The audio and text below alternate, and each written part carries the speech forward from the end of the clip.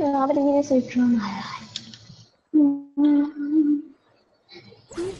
Just from the training. Saying the patience of God.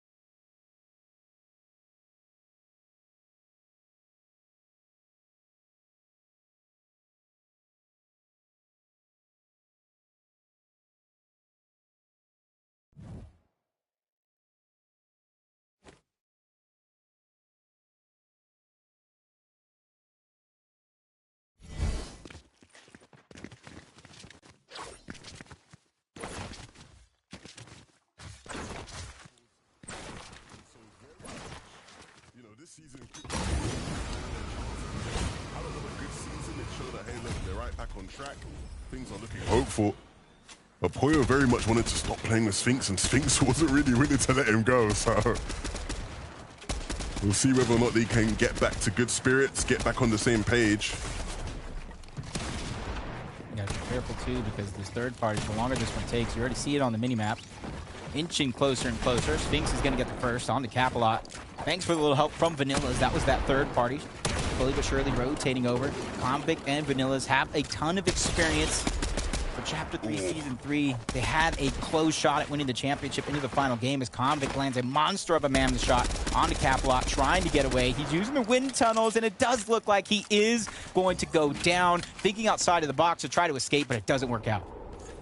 Yeah, Convict with the nice mammoth shot, and Vanilla's finishing it up with AR. And I think that's a combination we'll see plenty of today. At least one player in your team has to be carrying a mammoth. Like, if you're not, what are you playing at? What have you been doing the past couple of days? It is the weapon everybody is talking about because it is so powerful, so effective. In all parts of the game, it's effective. Merci à tous les gens qui s'abonnent. Merci énormément à tous les gens qui s'abonnent, qui partagent le live. One headshot hero there throughout the mid game is going to do you wonders. This is where Cold Acorn, they go and travel around this location so much, and you see they're just looking for those players at the top of Mega City. Everybody around the map that's building their surge bases high in the sky to see who he can get damage on himself. And just like Yamzo and Rise, Acorn and Cold have a tendency to split up on their drop spot to try to loot as much as possible. And you can see nobody really showing them anything that they're looking for, and that's what they're going to continue to be on the hunt for what they need.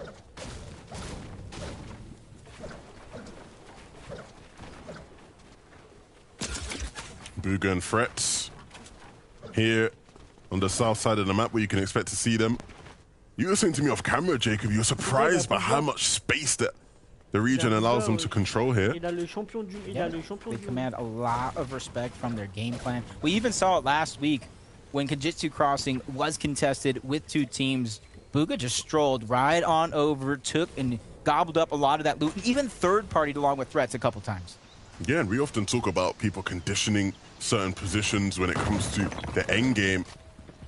But you always begin conditioning right at the start, right? You want to let all the teams in whatever spot you land in know exactly what you're going to do if they are messing around in any sort of way, and Booga and Frets have definitely done a good job of that. Interesting fight because Emily and Death are separated across the map. Pump and Degen are close by. They can easily try to 2v1, but you can see that very, very low on resources. This one ends up into a build fight. It's going to be chaotic, and right now with a third-party team coming in, Aminish and Osid is going to be one of them. They're trying to just cause so much destruction, but do they really know how many players are here? I think all they're really seeing right now on their minimap is that somebody possesses that vault key, and they want it for themselves.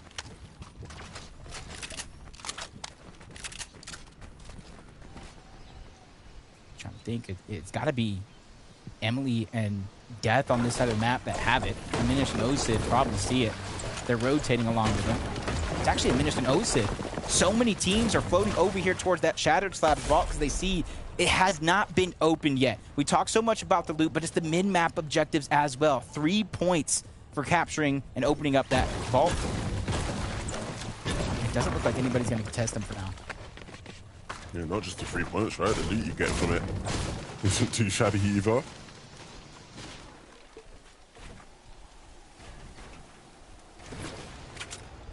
Vivid broke this one down before the game. And it's not too far from their drop spot as well. And this team, they actually have studied, along with their coach, they've studied a lot of the possible potential, I should say, weapon cache spawns that do go around them. So that's how they're able to eye and get a lot of this loot, because it spawns between 2 teams, but the Mammoths cause some destruction in Rise's game plan. And that's where those extra slurp juices are going to come in handy. Yeah. We'll be thankful to have so many of them.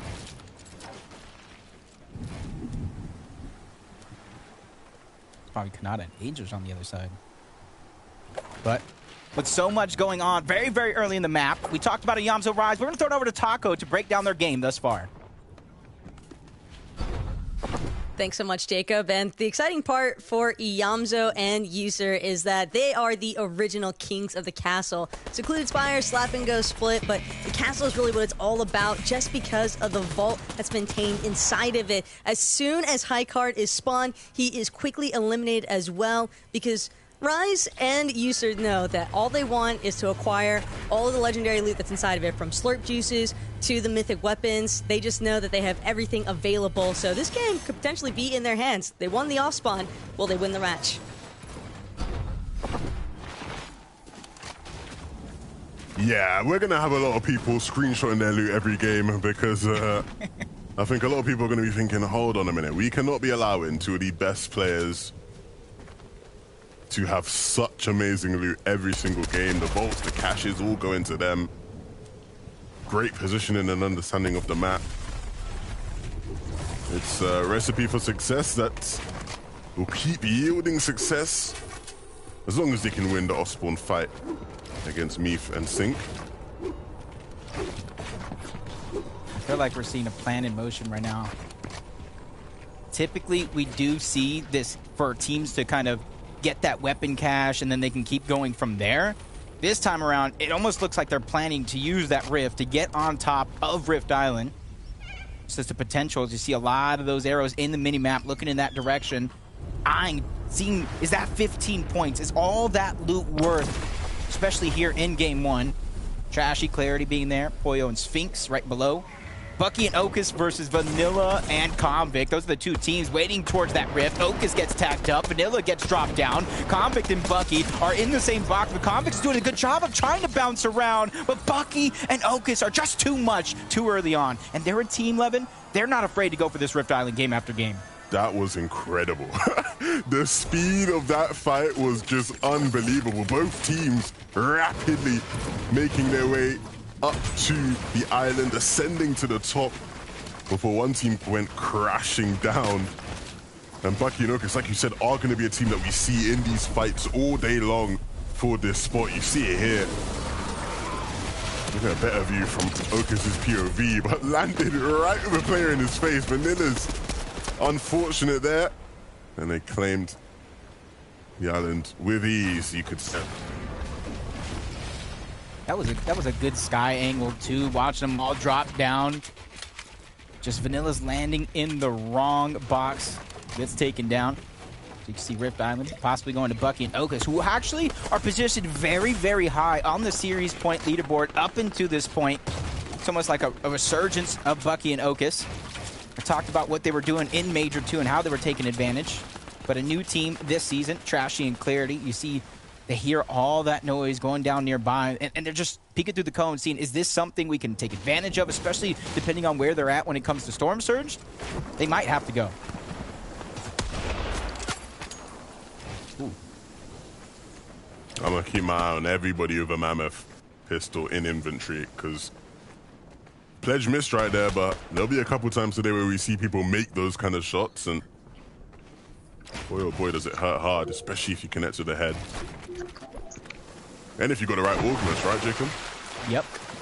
Heavy headshots. If you have a gold mammoth with heavy headshots, you can deal something about like 190 or so damage. Goodness gracious. And typically we do see teams late in the game on rotation, they don't heal up to 100 shields. They try to save and maximize their effectiveness of it. And that's something in this meta with the mammoth pistol could get you taken down. But you see Kanata and Ager scored the most points across all regions in round 2. I was watching it myself. Kanata just putting on a show. He's one of the players you got to watch out for with that mammoth on NA. Yeah, you're right, though, when you talk about players not being able to greed HP, right? You see that happen. I'm personally not a fan of greed in HP anyway. I think you should always try and be as high up as you can be. But for the players who do like to be a bit more risky and save some heals sometimes, you're definitely not going to want to do that this season. I promise you that. It's almost like when you're tarping, you try to save some builds. It almost has to be ingrained in a lot of teams' brains here as Skittles and Aviv making a far rotation. They're almost daring anybody to peek and take a shot at them. Both of them ready on a whim with that mammoth to try to take somebody out. Possessed, you got to stop playing with your food here, because that could be you who gets eaten up at the end of the day, especially since a rotation is needed, not only by these two teams, but you see 3 more at the top of the minimap that also need to rotate and figure out where they're going to go on what would seem as a minimally congested side of the zone. Bolton Thoric as well. One of the last FNCS West champions trying to rise to the top here on our combined region.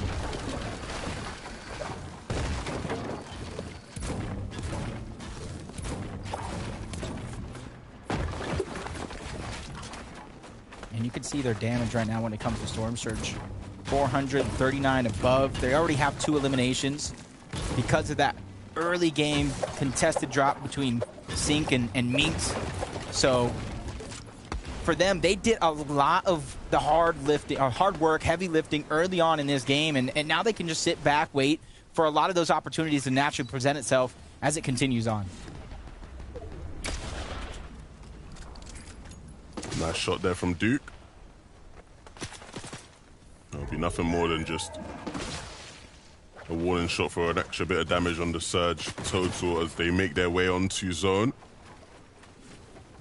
Moving through this little river here. Very aware, though, of all the different players based up on different hills around them. You can see their book and threats causing them a bit of an issue as they try and make their way in. You see at one point or another, Duke and Edgy, they were just almost instantaneously trying to rotate, get it ahead of a lot of the teams. And without mobility this season, that's going to be one of the keys to success in rotating, especially when you do get a far pull. A lot of those teams on the north side of the map have been running for ages.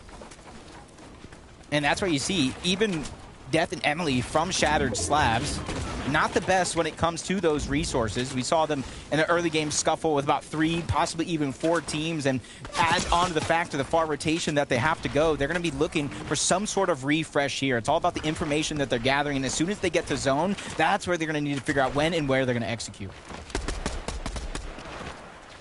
I think the big thing here is that they're going to have to try and sort of ward off some of these other teams trying to get onto this side. You have to be very proactive and almost being overly aggressive towards the teams so they don't want to claim the space you're trying to claim. Pause and back up. I'm also focused on just trying to white line into zone and find some sort of position. This is the combination that kind of scares me. I know even Minimine was talking about a little bit, the Breacher Mammoth combination. And the stat was even yesterday on EU. At the time, more players were getting eliminations with the Mammoth than the AR. And that's where you're seeing this combination and the willingness to drop it as the game goes on. You can use any variation of the shotgun with the Mammoth as kind of a double pump. And due to the high damage output of the Mammoth alone, it kind of works as a double pump, the name suggests. So you got to be very, very careful at almost every stage of the game. I don't think any box is safe this season. Fatch and Pamsu now set up really nicely here in the zone. They're one of the only parts of this side of the zone where there's actually land for you to sort of build on and attach to. Also tracking their journey back to trying to get to a decent level where there was once a time where Fatch and Pamsu, you consider them one of the best. Of course, injury problems sort of derailed their progress as a team, and so now trying to get back to their best form.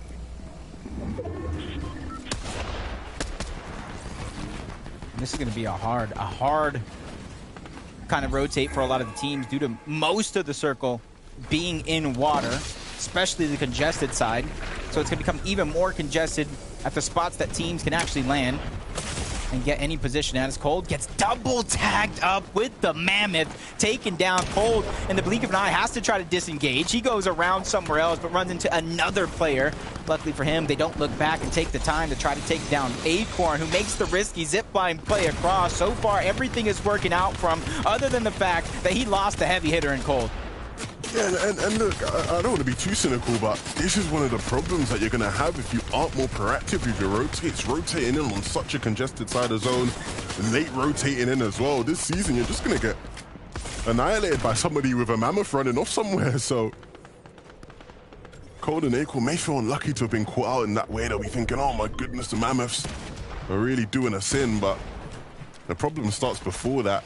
And now it's going to leave Acorn up as a solo for the remainder of this game, and we've seen him make some crazy solo clutches this season, so isn't out of the realms of possibility, especially with that zone pull as well, pulling up to the north side. That zone pull kind of scares me on that north side.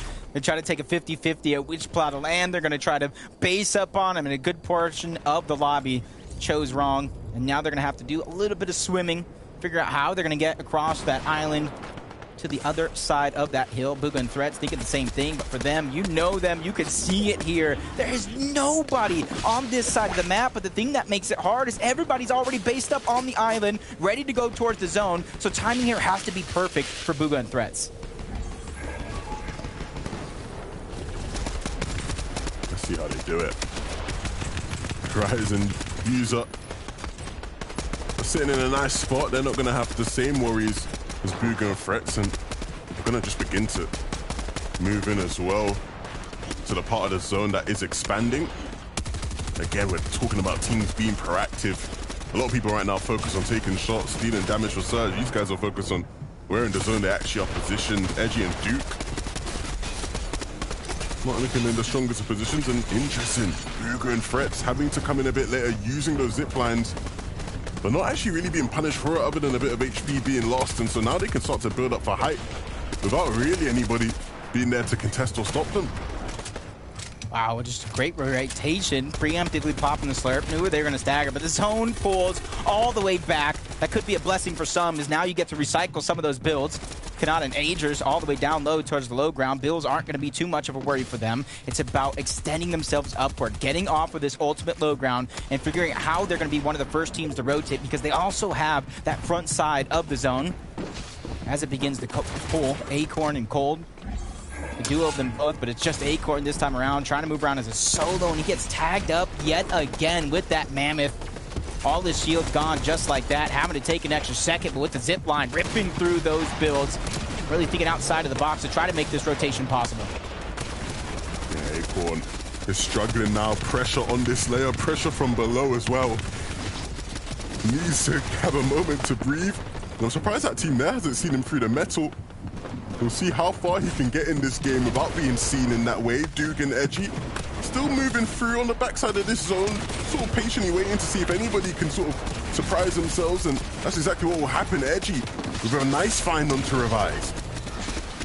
Even Duke is doing a good job of staying alive. For a second, he even seemed like he got his HP up, but they just get melted in the backside of the zone. You see in the feed, Reet getting busy as well, taking down Bucky. Rise and User, they're trying to battle Booga and Threats for that high ground. They get chopped and taken down. A huge shot by Rise. He's doing a good job of continuing the pressure. High ground is now theirs. This is an absolute masterclass. I feel like I'm watching Queasy and Veno from last season. Second moving, they look up and they take it perfectly. Booga and Threats wiped out from height. Canada and Aegis making an attempt now. But if they're able to do this, I would be well surprised. User and Rise are just so hard to beat up there. All those mats that Kanata and Aegis had moments ago, they just vanished like a magic trick. And Threats is going to need one of those up his sleeve if he's trying to survive. But the magic runs out. He goes down. Back to Kanata and Aegis, who found an elimination onto Aviv. Late into this game, we're moving into our top 7. Points are so vital. Even Rise is picking up another elimination. Reet goes down. Kanata and Aegis doing everything they can to stay ahead of any problem that they might face. And the biggest problem is that high ground. Yeah, this is going to be such an interesting game. These players all the way down on low ground have had to traverse so far, so wide. And so with all of them now looking to start to collide, as height seems to be not an option for a lot of these guys. We're going to see some fighting going down. Canada and Aegis looking now to switch their focus onto claiming low ground. Rise able to dip into the zone and get some extra loot. The extra mats will allow them to keep their position up here. Even gets that breacher. Now they have like a double breacher combination. No builds are safe. Down low, Ager's making a play. He's able to take down Possess, but it comes at a sacrifice. Kanata gets dropped. 1v2 with all the pressure on his shoulders going up against Rise and User. And I talked about the double breacher. The pressure is now going to begin. Agers almost has nowhere to go. He gets forced to the backside of the zone, and User gets the final elimination, and they take game number 1, starting their streak off hot. It is absolutely unfair how good these guys are. Playing a completely different game to what we have seen anybody else in NA playing. The tactics, the strategy, all on point. They have some of the best loot in the game, but they put it to good use. This hype take was absolutely beautiful. I said it in the moment. It reminds me of Queasy and Veno's dominance from last game. And at this rate, I wouldn't be surprised if this team was able to have a performance just like that in the grand finals. The way they have played is unbelievable, Jacob. It almost feels like it doesn't matter if you screenshot their loot. It doesn't even matter if you leak the blueprint, because you cannot stop this team. Vivid told you everything you needed to know and how they're going to do it. And there wasn't one team that was even close to stopping them. 11 eliminations. An incredible start for User and Rise. And this could be it, Levin. This could be their season where they punch their ticket to the Global Championship. It has to be, right? It's so beautiful to see them pulling up clutch when it matters, right? This is their last big opportunity to do so, and it seems like they're really taking it seriously. A brilliant start to the day. Let's send it back to Zeke and the analysts to break it all down. Massive game here. When we think back to previous seasons, these guys were a single placement away from qualifying for Global Championships. They took that to heart. They said, you know what? We need to ante up. We need to double down. We need to take the fight to the lobby. These guys went crazy, Vivid. Even stealing away high ground. Just saying, you know what? Let's just take, that's just ours now. Booga, Threats, step aside. Wow. 11 elims as well, Vivid. What can't they do? I mean, that's the moment, though, when they actually decide to take high ground, when they actually get it. The way that they went about it was so smart. And like Levin mentioned, this was Queasy Veno style. I mean, going ahead of the moving zone and then looking back, it was done so perfectly to the point where, you know, User was on the backside spraying Booga and Threats out. They couldn't build up. And whilst they're getting shot out, I mean, Raj just hits a crazy shot to secure the high ground for the rest of the game. Well done. Well done. I mean, this is absolutely incredible. This is what we like to see from Rise and User, because we've seen their development throughout the chapter. Of course, last season, of course, last major, we talked about how good they are on that low ground. We haven't seen too much from high ground from them up until this season. And I think BloodX, their coach, has a big part to play in that, because, of course, he also coaches Queasy and Veno, and they're just masters at the high ground. We've seen it for all of this season in all of the Cash Cups and, of course, in the FNCS weeks. They are willing to take high ground, and these are the results. They're just winning. Incredible. I mean, listen, we talked about how they were going to pick up that mythic flapjack and kind of carry it into the mid game and then drop their MK later on, so that way they could still have a lot of pressure when it comes into the end game. And that right there, that decision, that game plan is why they were able to take height. That mythic flapjack, the high ground team stood no chance. Yeah, and this is why we had to talk about them, right? At the beginning of the show, because these guys are doing just so well. They appear so dominant, especially in situations like this where it's like, are they doing well? They're like, no, we are. Just watch. And then the whole game is just on its head. Insane. Now, we do want to take a look at our standings. Now, this is just game 1. We have 5 more to go, but let's see how things are going. Obviously, User, Rise, they're at the top, right? 11 eliminations and the Victory Royale. And a little note there, don't forget those objective points. They, of course, did claim that vault. Right behind them, though, Agers and Canada looking to keep up, Vivid. They want to play.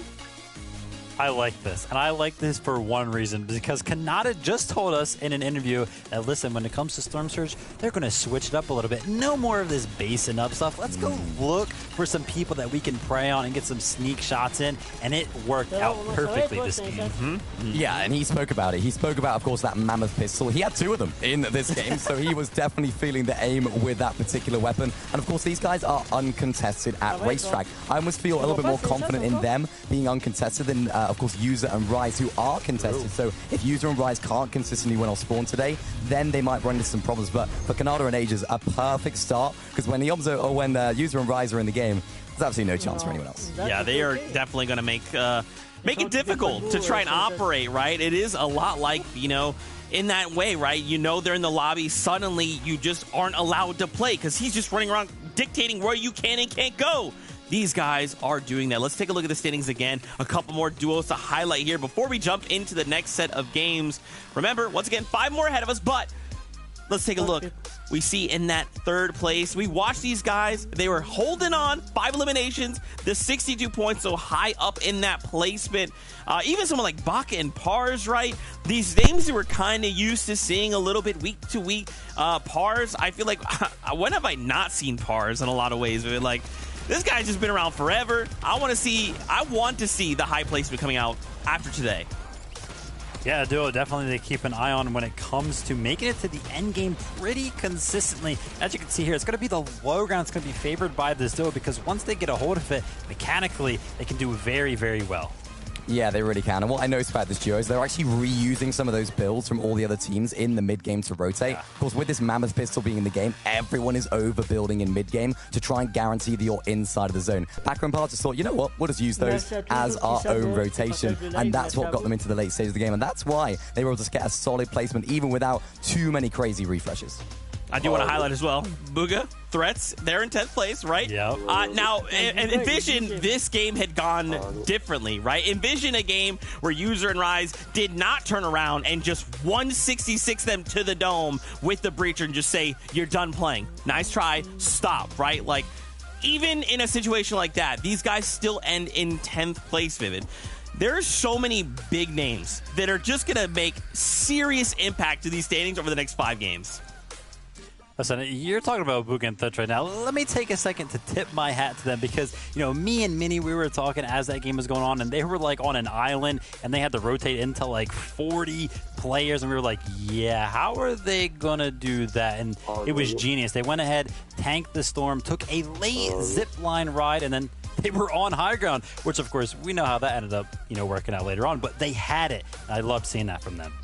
Yeah, that was a really great play. Just making sure that they could use all of that experience to know we don't have to run into zone. We have the heals to sustain ourselves. And then, of course, because you are so late, everyone else has already positioned themselves in the game. So you know if there's no high ground. You know if there's no one that's set up for that play. So they could just survey the area, think, actually, no one's going for it. Why not? Let's have a go. And, of course, ultimately, it didn't quite work out for them just because of Rise's classic, incredible play at the front side of zone. They didn't really have enough materials to top to that side. But really, really great stuff from this duo. And, of course, that was a zone that was right in their back garden, so I wouldn't expect too much less from them. So we'll see how they do on the maybe the further bits. Love to see it. There's so many things these duos and NA are looking to show us right. Big plays, little tech things like that rotation. So clean. And of course, with 5 more games to go, we still have a lot to see. So you know what? It is time. Game number 2 is upon us. Let's send it back on over to our casters to get things started. With how incredible this season has been up until this point, User and Rise, they have to be the team to beat, from Cash Cups to third-party tournaments and everything in between. They are looking like the strongest competitors. Yeah, 100%, by far and away. And look, I'll give you some insight here on just how strong these guys are. Some of the best EU teams, I won't say their names, I don't want to name and shame them, but just beware. Like, I'm talking FNCS champion level teams have been watching these guys and are like desperately trying to learn what these guys are doing. That's how you know it's on a different level, right? These guys are unbelievable this season. They have everything down, pinpoint to a key, and it's working. We're seeing that here in game 1. I'm sure if they can win off spawn, we'll see it in game 2 as well. Yeah, everybody's talking about the POI. The POI, it's a slap and go split between the two. And to me, it's not just that. And it's not even just the vault that lands there. It's everything that they're doing from start to finish in every single game. I think Rise has really emerged as the go-to IGL this season due to the lack of mobility. And we're going to figure out if he can continue that streak, because game 2 is right now.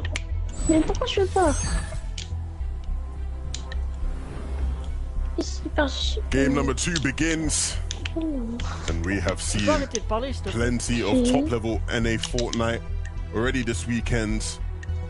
But I think that game there showed exactly why Iomzo and Rise are considered the #1 team right now in the land. Everything they did was so on point. But unfortunately for them, they might not even get a chance to do that again if they can't win this fight off spawn. User lands first. Rise lagging behind a bit, but User already picking up Sync. And he might look to pick up Meath as well. Oh, goodness gracious. Making it look easy. User 1386EA99F7. Picking up both of limbs. That's a username I'm gonna remember for all of my days. Rise, he stutter stepped. He disengaged altogether. And User just dominate. I told you, it's not just the drop spot. It's them as players. They're like cybernetic organisms.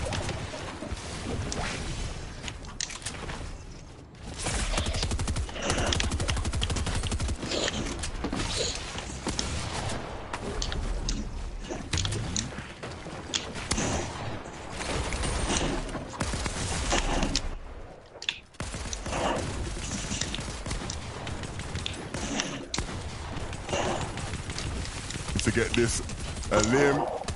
Oh, okay.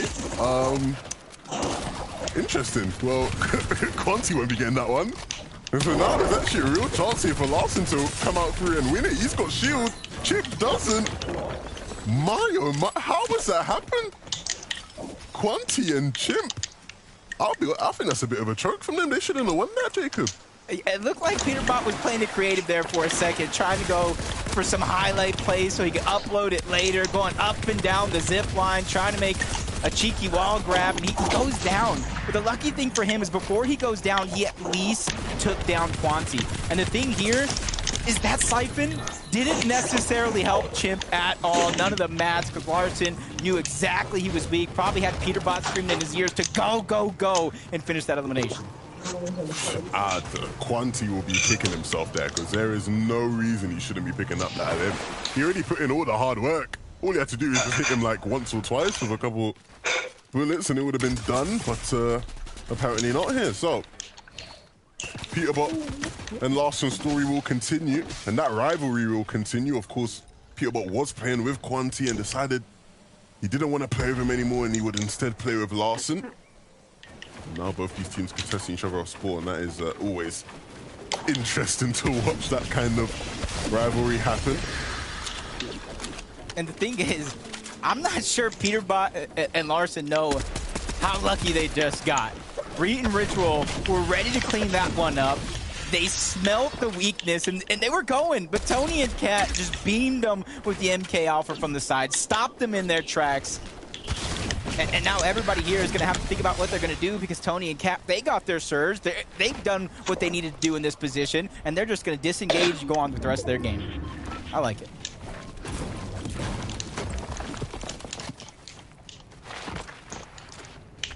Ooh, we saw this one last game, and ended up a little bit quicker than this one is going on right now. A little bit of a slower approach between the two teams with 20 and Pledge. It looks like Pledge taking a good amount of HP damage.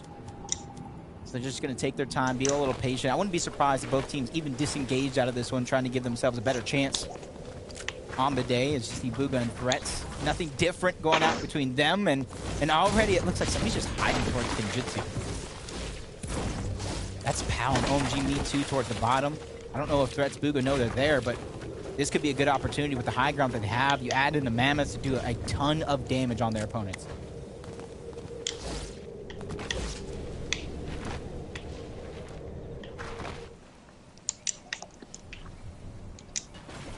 Miro and Cooper, a team we will be seeing at the Global Championships.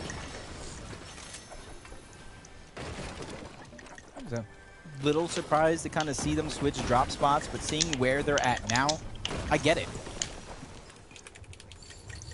They got access to the vault. They got access to rifts on this side of the map. They have everything that they need and more.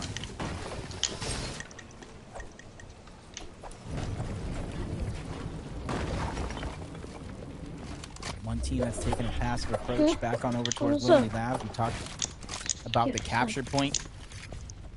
You get all the loot, push your opponents off, and Lonely Labs is still in the zone, just like last game.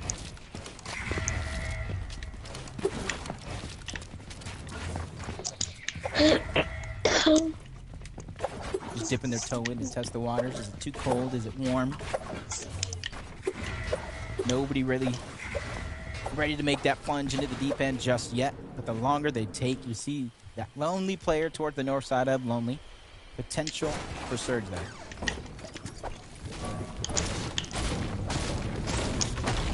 So I've just received a message from the coach of Yomzo and Rise after that win. And he has said to me I should stop leaking their strategies. And so now when it comes to Yomzo and Rise, I'm going to keep my mouth shut. I'm not going to say anything other than how amazing they are. But that's the thing, though. I feel like at this stage of the game, everybody's got to know their strategy. It's all about planning to try to stop it. So I would give that coach a round of applause. He's taught them well. He's taught them well. Oh, Miro and Cooper versus Baka and Pars.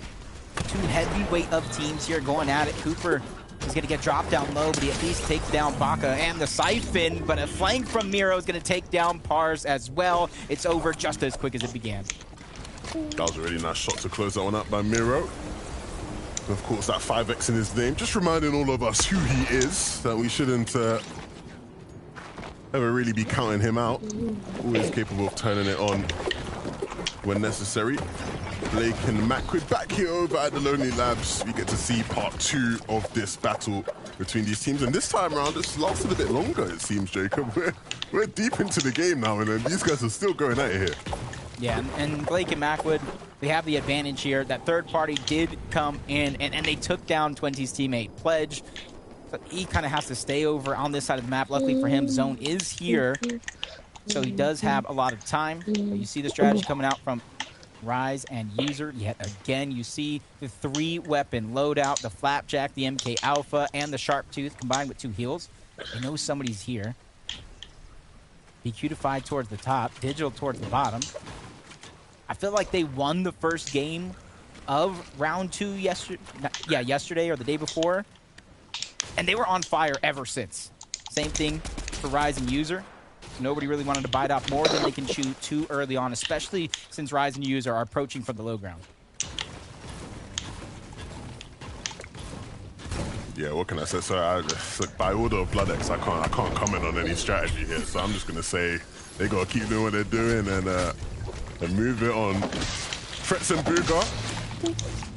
There is no court order on these guys. I can talk freely about them, and what I will say is, I think we've definitely seen an improvement from these guys when it comes to some of their mid-game rotations and being able to get through difficult situations, being adaptive, being flexible.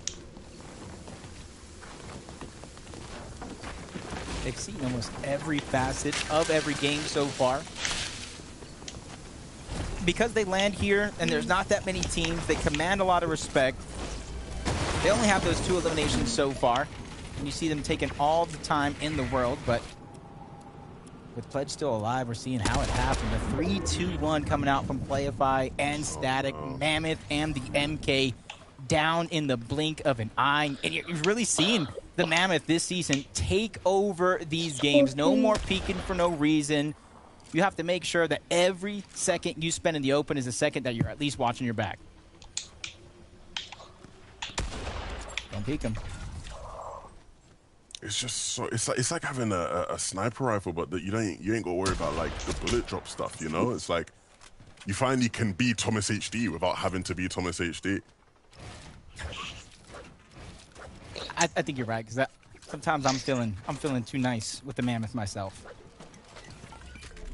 But you can concede. They boxed up on their loot cache, extra slurps, agers around the block somewhere else, making sure that they solidify all the surge that they're looking for. Npen and Bila switching up their drop spot last week, trying to find something new. Bucky and Okus, you've seen them battle for Rift Island in that last game, and right now they're just trying to take control of this loot cache. Primarily for the extra slurps, because if you look at their loadout, they're kind of stacked up already. Yeah, it doesn't really get much better than this other than adding maybe a couple more slaps. So that's what they'll do.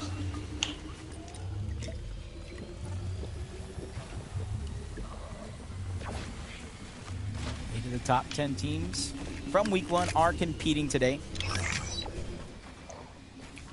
With them all competing today, an opportunity for them to really secure their spot in the grand finals of this season, right? If you're able to get 2 top 10 performances in back-to-back weeks, it's probably going to be enough series points for you to secure a spot, and so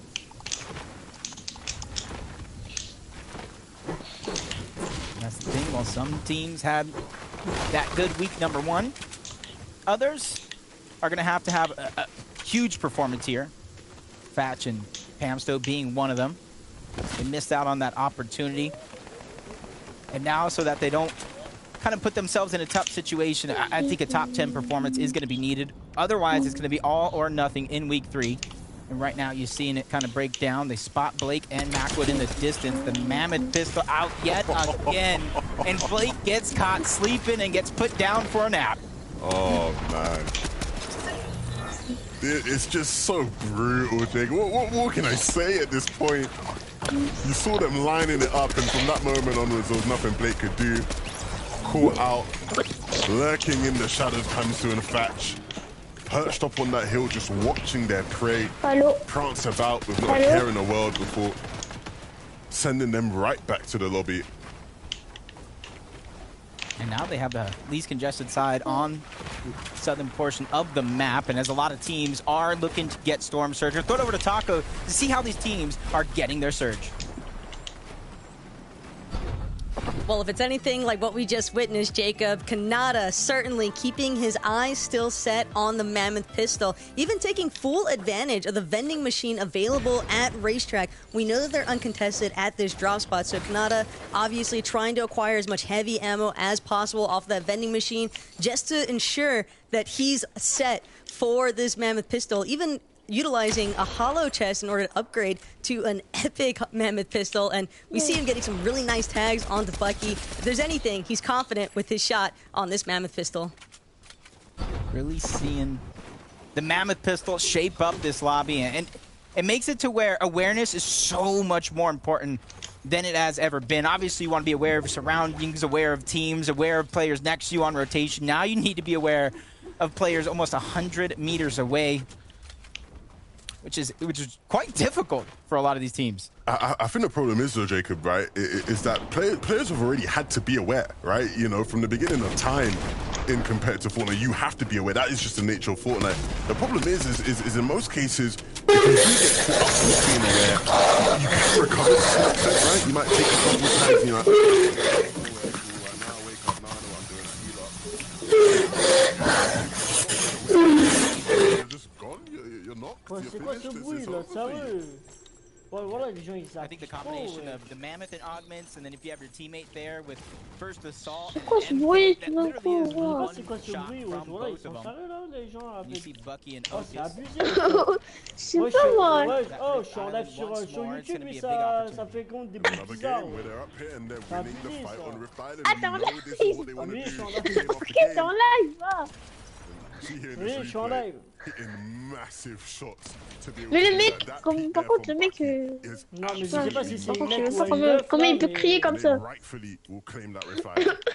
And they took down Par contre, t'écris pas comme ça. aggressive Give me that teams body. in round 2. Give me that big body. No. Get them out of the line early, Give me that fat later, body. and endgame. Ça recommence. Going around the map.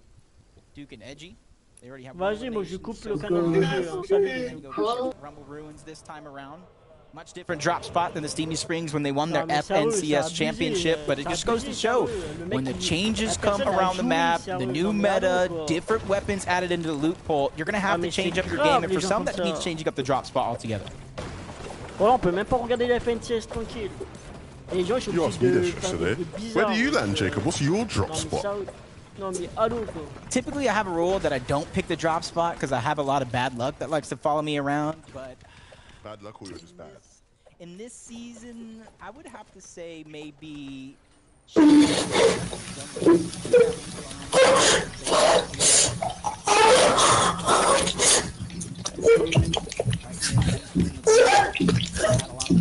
Ouais, c'est quoi ce bruit bizarre? C'est quoi ce bruit? Game one, sitting in third coming into this one. Mais Starfall là, frère. See if they can Vas-y, continue je coupe le that micro, pace. The ouais, consistency is going to be key. And I like what they're doing here. They're just trying to get away from all these teams that are staggering themselves backside of zone that are probably not as good as they are on surge. So they're just trying to separate themselves. That way, if they do get beeline, they have some time to figure out what they're going to do. Acorn and Cold, they did more than enough to solidify their position on that surge leaderboard, over 1,000. And now they're getting able to pick and choose what resources they want to take along with them. Unlike the 3 hills out of Rising User that we're seeing take place, it does look like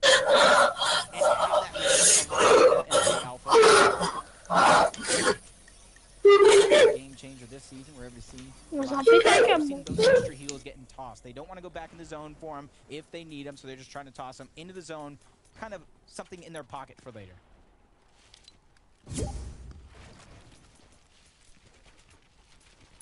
Hamster in the back.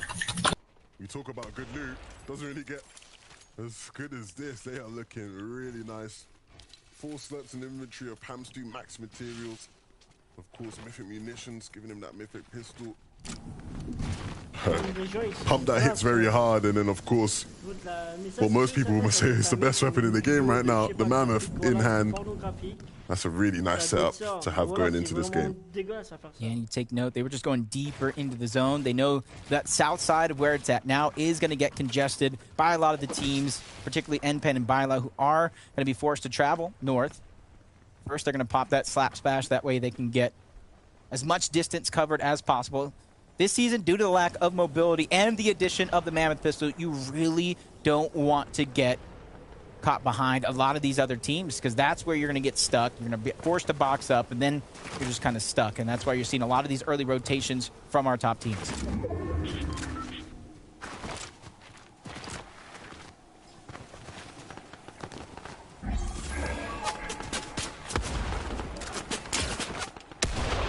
Wow.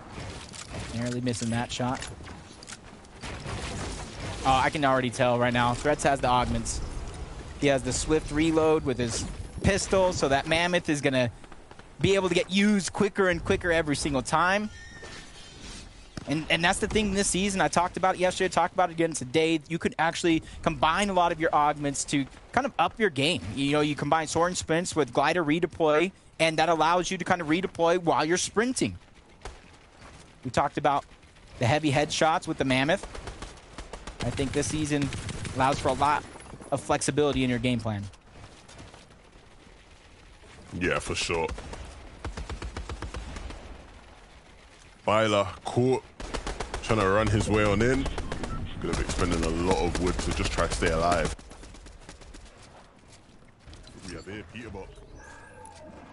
Quel est le Down plus and ça? somebody's lost. Jamais. Trying to pick up the pieces.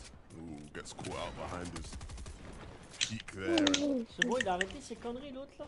Now trying to regroup with his teammates. Ouais, parce que là, oui, je pense qu'il a arrêté. Et ça recommence. Je le bloque, ok? No chance. Non mais parce que y a deux mecs qui font ça, alors c'est chaud. Par contre, si ça commence un petit peu trop là, éteins ton live, hein, parce que sinon ça va. Ouais, Getting all the loot that they can and pushing themselves above the storm surge threshold. As you look around the lobby, some teams might not be faring so well, which is forcing them into unfavorable fights they might not necessarily want to take, but that's just the name of the game if you don't have your plan set in stone.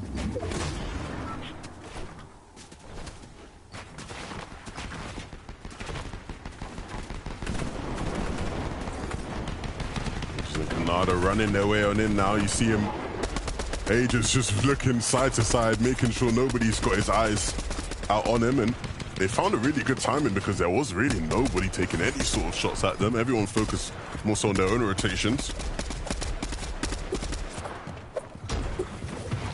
213 above. They actually just got a cache not too long before rotating in towards these zones. Those heals being that much of a difference maker. We'll talk about those heals. NPen and Byler are going to need some eventually. 3 slap splashes isn't going to be enough to last them into the end game, especially you combine that with the fact that they are down on Surge for now. NPen found somebody he feels comfortable at least starting this engagement with. Piece control goes over. That's Pollo and Sphinx on the other side, and the tags are there. Byla just takes a huge amount of damage, being forced to pause for some concern. Oh no. Storm Surge now dealing the most damage. Byla is going to go down. NPen now fighting for his life here, trying to bulldoze into the box. A ton of damage, gets above the threshold, but gets taken down by Sphinx, who also loses Pollo along the way. So close. NPen did a nice job there. I really thought he was going to do it for a moment. Sphinx, though, left as this solo player, left lurking around, trying to pick up some scraps, any bit of extra loot and materials. He's maxed out in that regard for the most part, so definitely has enough mats to keep him ticking in this game for a while. Good rotate by Miro. Cooper just going above and over everybody, just trying to get to the zone as fast as possible. Ils ont enfin arrêté. And you can see they're using a lot of their wood early on. That way they can save their hard mats for a situation like this. As they try to drop down low, they're going around the teams that are trying to gatekeep on the bridge. They didn't pay the troll toll. Now they're becoming the focus. Cooper's going to go down. That's going to be something they regret at the end. But now Miro by himself. And that almost leaves me no worry because we know Miro is one of the most prolific clutchers in the game right now. Yeah, it doesn't get much better than Miro in a clutch situation. You know he's always bound to hit some shots and he'll put himself in positions to do that over and over again. But with his material count starting to dwindle and still so much time left in this game, so much distance, so much ground to be covered, he's going to have to find that refresh sooner rather than later. Might be too early to hold on to it for now. See Paper and Muzz into the distance. Another team taking height, front side of zone. Kanata and Aegis now forced to think about what their rotation is going to be. If they try to hold on to height, it is going to be a battle. Now it's about which layer seems more comfortable to rotate through. Hello? User and Rise find the most comfortability on that ultimate low ground. They spot a team across. That's Duke and Edgy who trade for shots. Rise and User who come out on top in that exchange, and you can see them staggering themselves back. They don't want to rotate too early. They're waiting for that perfect timing, and now the elevation is going to change for the two. It could be a battle for the high ground in our future. See the mirror and height there as well. Just making sure to top underneath. Thatch and Pamsu have no idea where they are, can't see them. And they'll continue to top out for now, thinking that height is all nice and cozy. There's a good chance that changes at some point soon with Yomzo and Rai still lurking in the lobby. Spotted out on the Ils vont side. regarder ta chaîne. Gained the attention of Thatch. Threats does go down to Cold. C'est quoi le nom de Acorn ta still doing a chaîne? good job together. Now Puga stuck by himself. No heals to his name, but we know he could pop off at a moment's notice. And depending on what he finds, that's going to be the treasure. Just biding his time, waiting for that perfect timing on the rotation. Kanata and Aegis the same, peeking through the cone for information. Slap Splash going down right before the rotation. This is where it's going to begin. You see they're running low on resources. Canada trying to snake his way through some of these builds. He's saving a lot of mats, and mats will need to be saved, but there are players that might just get caught out along the way. He needs to start being proactive, looking around a bit more. Miro now chanking in the zone a bit, using that med mist. Just try to stay alive, try to outlast some of these players. Maybe catch anybody else out who's doing similar to him. This is his chance here to try to sneak up on anybody that he can. He's pretty healthy as well. He drops down low. He knows he only has a very little materials to work with, but something is better than nothing for Miro. Even finds some old recycled builds to move through, but he's taking a ton of damage and very little on the med mist to recoup. He's doing a good job of escaping by User and Rise. They have the high ground, but the pressure has now been turned. They steal it away from Pamsu and Fast. He's not giving it up about a fight. He goes up, over, and even chops down his opponents. User's taking that advantage to try to drop down onto somebody else, but the fight will continue. The User doesn't really have the build, and you see that's why he's playing a bit more conservatively. We know you ain't rock with me for real, you not my speed. He's just having to rely on his movement and some shotgun name. Rises down, and so that leaves him just dancing around all these builds. You see the mantle coming through, and finally a regroup. I don't know how Rise is doing it, but he's staying alive tenfold. High ground switches hands yet again. Clarity and Trashy now claim their throne high up in the sky, and they're just trying to connect it. Trashy takes a little bit of fall damage. Clarity's going to go ahead and follow him. Hip to hip. That's the name of the game a lot of the teams are fighting through. Yasir and Dorito, the same thing. And with Rise down, User makes a big play, taking down Bryce, but 46 HP in a dream. He's looking towards the backside of zone. This is his chance. He finds Thoric. Another siphon goes through, but he finally gets shut down by visuals. And look who it is to capitalize on everybody else's chaos. Acorn and Cold, they're now set in the prime position. 8 elims so far this game, and plenty of opportunities to add to that tally. Yep, top 4 we go. Everybody is alive as duos, but as I say it, 2 of them fall just like that. And now we have Dig versus Dig. Duke and Edgy on the low ground, Acorn and Cold on the high ground. And this is going to be a battle between 2 of the biggest titans here on the region. Yeah, and the zone's pulling underneath this bridge, and that might cause a bit of delay in this fight. You see now Acorn and Cole starting to drop down. They want to get it done with before so, but now both teams just waiting as we pass over this bridge leisurely. Once we come up on that other side, things are going to get chaotic and fast. You see it right now. Cold dropping down, hits one shot, looking for another, and Acorn and Cold will win the game. 12 elims as well. Had to wait a second. The zone stopped the fight from happening for just a moment, but once they came up from the other side of that bridge, it was an all-out battle, and one that Acorn and Cold took with ease.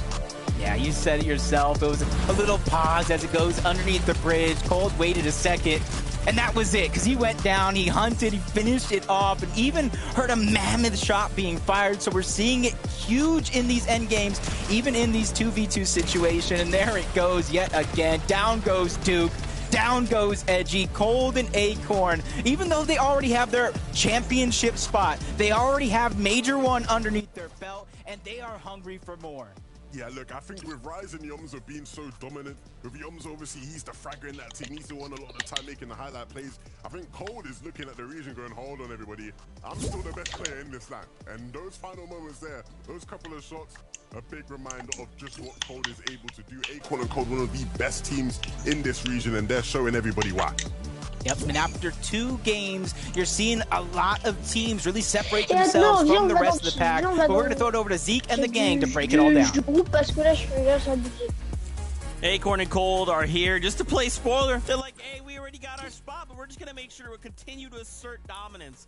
That anytime you feel safe, anytime you can look up, va dans le chat du groupe. Va dans le chat du groupe parce que là ça. It's us. We have 12 eliminations. We are gonna show you why we have earned our spot back in Major. Allô. Oh allô, ouais, je t'entends. Et c'était une crise pour moi, c'était une étape pour moi. Et vas-y, les mecs s'en foutent. J'ai pas compris. Non, j'ai dit que le bruit là était bizarre, c'était chelou. Ouais, c'est grave chelou, les bruits. Ça te dérange pas que je suis en live? Non, c'est bon, ça me dérange pas. Ma chaîne YouTube, c'est Roro Gaming. Oui, bah c'est bon, là je suis abonné. Non, t'es pas abonné, tu t'es trompé de chaîne. Ah oui, juste habituellement. Attends. Acorn and Cole went up for it. They ended up getting it at the end, but of course, Rise and User, those guys went up and they just didn't have enough material. So it was Acorn and Cole that were able to get all of those refreshes down on low ground. Of course, gave them the ability to take out all the players that needed to be taken out. Of course, 10 eliminations at that point, 12 total. That is a feat. The team fire was also on point and disgusting. That was just game 2. Man, I thought game 1, victory royale, eliminations. I was like, okay, yeah, that's probably the highest we're going to see. Nah, Acorn and Colt said, don't worry about it. We get one up it. We get up. Hold on. Just wait. Now, of course, let's take a look at the standings. After 2 games, how are things looking? Remember, last game, victory royale, came from Rise and User, and they're currently holding down that #1 spot still. They managed to put a few things together, getting another 6 eliminations to hold down the #1 spot. Aegis and Kanata not that far behind, but take a look, Vivid. Acorn and Cold up 18 places, breaking into triple digits and saying, hold on, you guys want to play? Let's play. Yeah, I mean, they closed that game out very, very well, but it was actually up against our second major winners in Duke and Ezzy, right? So that final 2v2 towards the end of that game was really, really fantastic. But I gotta tip my hat to Kanata and Aegis right there as well, because they were one of those teams that made it into the end game once again, which is why we see them in second place. Yep, those surge strategies are working out for Kanata and Aegis. We saw them again getting it to that late game. Of course, the consistency for this duo, this is what I talked about before this game. If they can keep this up whilst being uncontested, the surge is looking good, the rotations are looking very good as well, and Kanata hitting his shots with that mammoth. If they can continue, they're definitely in for the first place spot, because this is a team that have done it before. They've been the favorites all the way back in Major #1, and now, hopefully for them, they're trying to rekindle some of that success. Some of the shots he's taking, you know, when Kanata, of all people, he's one of those guys, in case you are not familiar with him, when he says he, is good with a weapon, he is good with the weapon. And that's what we heard from an interview at the very beginning of the show. He was like, hey, look, I'm good with the mammoth. He was not lying. And we're going to see more games, more shots like that.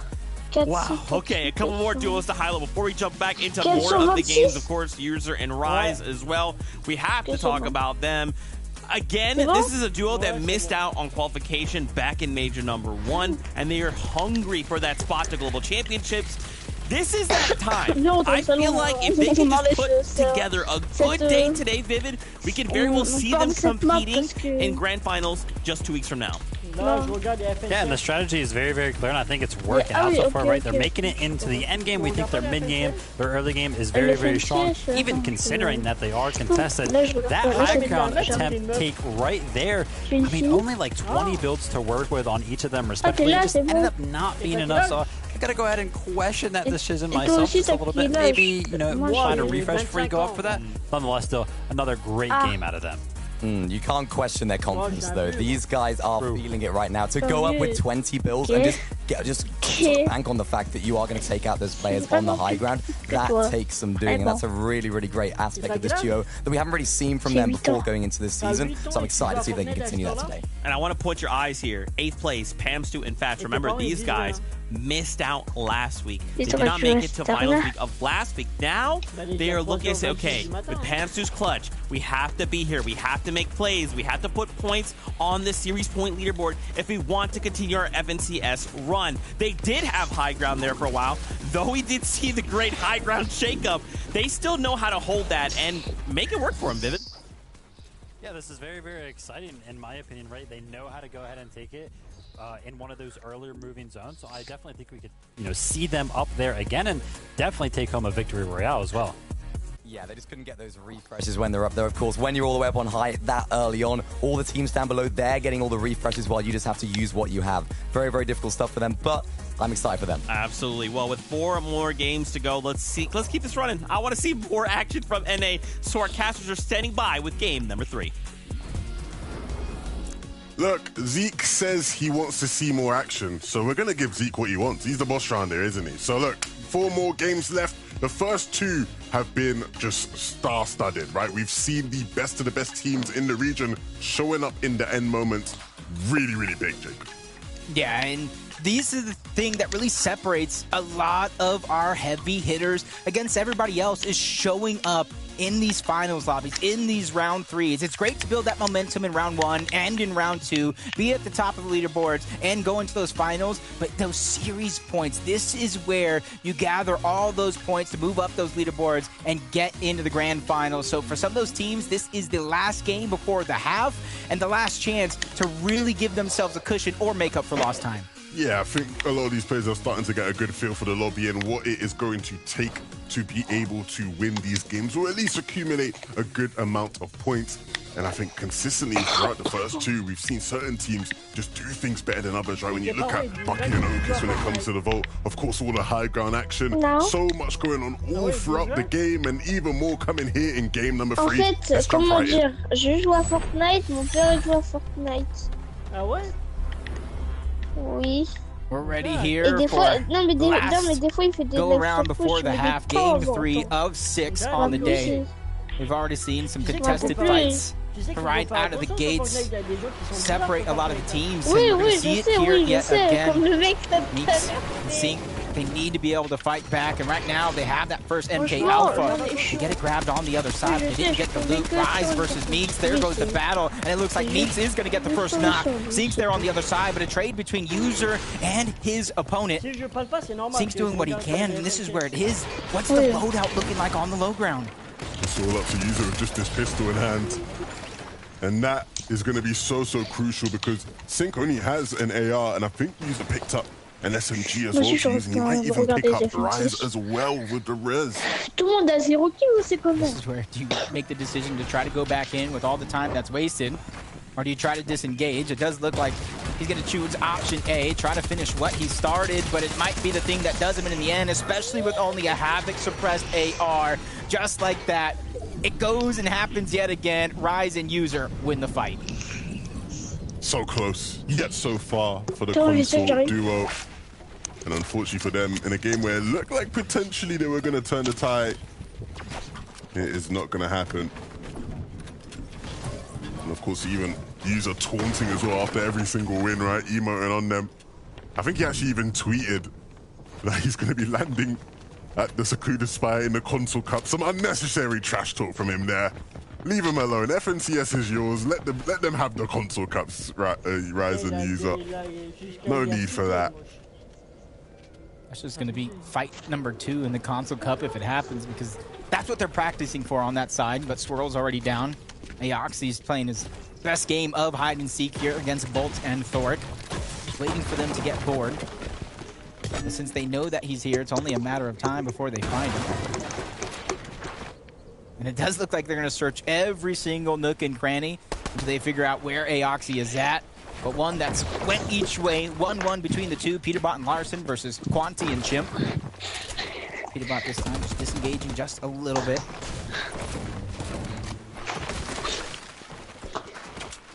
A little bit of an interesting decision, knowing how aggressive Peterbot can be, but they want to give themselves the best chances throughout the day, even if that means splitting the loot. Oh, what do we have here? Lonely Labs. It looks like that team from the north, I think it's Player Fire and Static, have decided they want to start third-partying this battle because it has been lasting relatively long. And I did say that would be a possibility in game 1 because when you're desperate for surge, you'll look any way to try and get it. A good thing for Blake and Macwood is that they finished this fight out before Player Fire and Static have been able to jump in. So now they'll be able to reset and get ready for another fight. Yeah, Blake was spotting that. Fool me once, shame on me. Or shame on you. Fool me twice, shame on me as Blake sees this one coming from a mile away. Another shot gonna be hit, just backing down his opponent. Tu fais quoi comme bruit là? Doesn't even look like De quoi? Ouais, t'es en train de faire un bruit bizarre toi. Other than just damage on Non, je fais rien. Macwood back to looting up. C'est sur mon chef, pourquoi? T'es sûr de toi? Oui, je suis sûr, je fais rien. Bah, j'espère pour toi, parce que ça va pas le faire là par contre. Mais je te dis que je fais rien. Parce que moi je te signale, hein, je te bloque. Acorn and Cold do the same thing. They try to cover as much ground as possible, get as much loot as possible, while simultaneously working on their surge.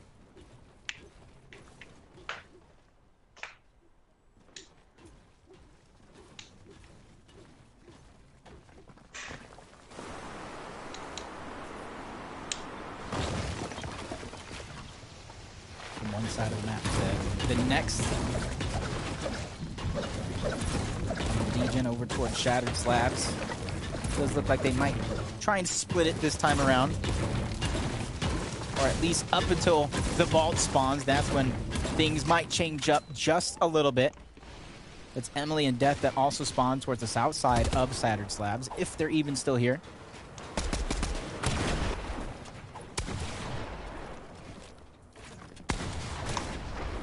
Sphinx and Poyo just ready to take any challenge that's in front of them. Shonye and Capel out on the other side. Sphinx just taking layer by layer, trying to get the pieces underneath his control. You got Poyo on top, just trying to block off any exit. No, the launch pad is there, and that's why you see cones placed. No exit strategy gonna be given up, and Poyo and Sphinx just keep putting that pressure down. You gotta be careful, you know as well as I do. As long as these fights go, the harder it's gonna be for them to try to survive as the third party begins to move in their direction.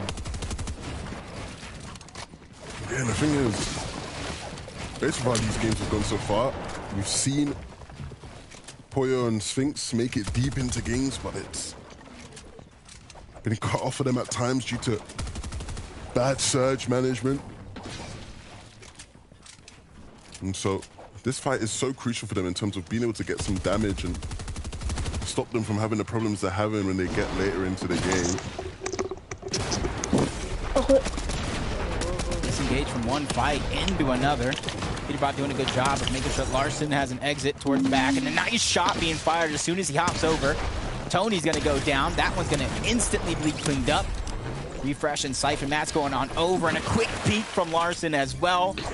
Duo beginning to get online and warmed up. That's really nice. Not fighting up against Chimp and Quanti this time round. This time it's another duo, but a fight that they'll come out on top of regardless.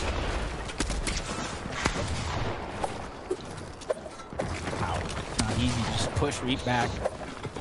It is a 2v1. They're trying to take control of every single piece. Paper's just hopping above. Two different angles between the two. Ritual's down.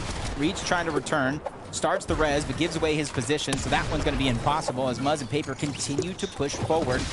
The elimination is going to be cleaned up. Muzz still low on HP, so one-shot potential is there. Free finds the time to fire back at least once on the Muzz.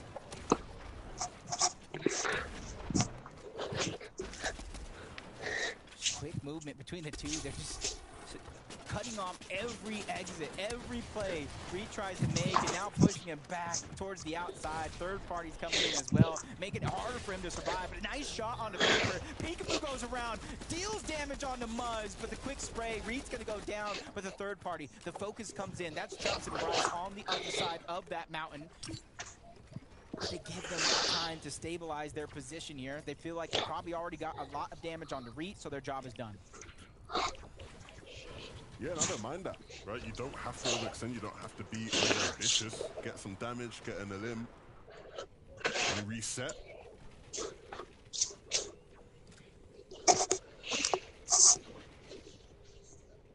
Possessed and Zuko. Over on this side of the map, I think one of the key things we see is the teams who like to play for Surge a bit more sneaky beaky like, right? Try and make these plays where they catch teams off on their extremities. We saw it last game, so we'll see it this game with the Mammoth pistol. Is so much better now for trying to catch teams out, right? If you can line up a 3-2-1 timing and hit a player, not much they can do to respond.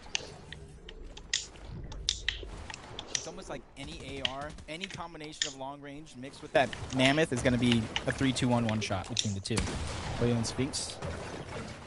You've seen them in this fight early on, still continuing. Surprised nobody's moving over in this direction to try to interrupt, but that's better for Poyo and Sphinx as they continue to try to aggress, take away the pieces one by one, backing down both Shonye and Polo. Neither team really wanted to give up here. That's the interesting thing. Whoever disengages because the launch pad is blocked off without mobility, just risk so much potential damage to make that a possibility, and that's why you're seeing them stay in this for so long. But Sphinx in a 2v1, he takes so much damage. Shield is gone, half HP. Pollo's doing his best to try to run from point A to point B to get there, and even though Sphinx did a good job fighting back, he drops down Pollo to one hit. It's just a very, very risky situation. Everybody was in for now. Pollo's trying to finish the job. 123, a huge shot trying to alleviate the pressure. Oh my god. I know, I want to go again. His movement's been so nice here. You'd love to see him rewarded with an elim, and it looks like he'll come showing it dropped. And just now, Polo to add to that list.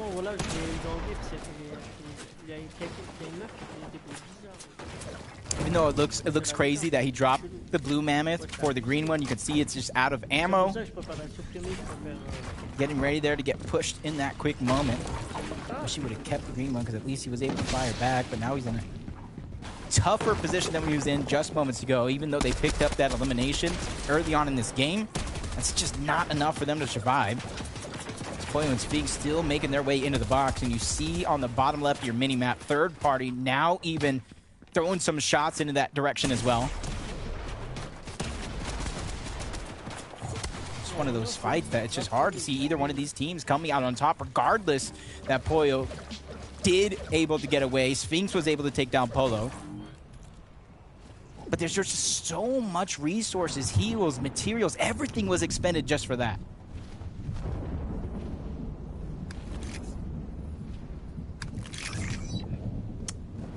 Pamsu, in fact, another game positioned up on this side of the hill, where, well, on the cliff, almost, I should say, where they have a really nice range of view. And they're just going to wait for some of those teams there. You can see Macquin and Blake need to start rotating in. I'll wait for them to try walk past their line of sight. Second place here, Edgy and Duke. They haven't had to move too far from their original drop spot of Rumble Ruins. So they're just taking advantage of the zone, continuously pulling in their direction. They see Rift Island into the distance. They could try to make a play for this realistically, or they could just sit here and put tags on teams going for Rift Island as well. They definitely have every choice in the book, and it's theirs to make.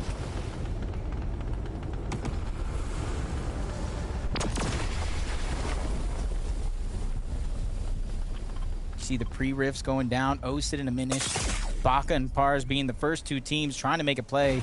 Osid taking some damage. Baka as well. As soon as they land, their box up and get ready for the inevitable, because they had to have spotted that team out in the distance as well. I'm also surprised that Bucky and Okus ain't here. Of course, you know how heavily you like to play to it. I feel like they're trying to condition the lobby as well, that they're going to be one of the teams, and it's going to be a risky fight if you can test for it. I thought I saw Okus go down in the feed, so they're probably having some troubles that prevent them from consistently going to the top of Rift Island, but they've garnered some early points in the first two games, so it's not going to be too much of a worry if they can try to survive. But man, that is going to be a tough challenge for them going up against Acorn and Cold. Or surprisingly, getting back to their championship form after a misstep on that last finals. And it does look they want to finish this fight. They don't want to let Bucky go for free. They know he's a solo, and you see them just chasing, changing layers.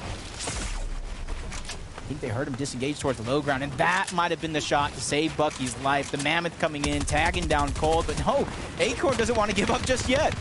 Yeah, he's like, Cold, you can sit there and heal. I'm going to keep running in.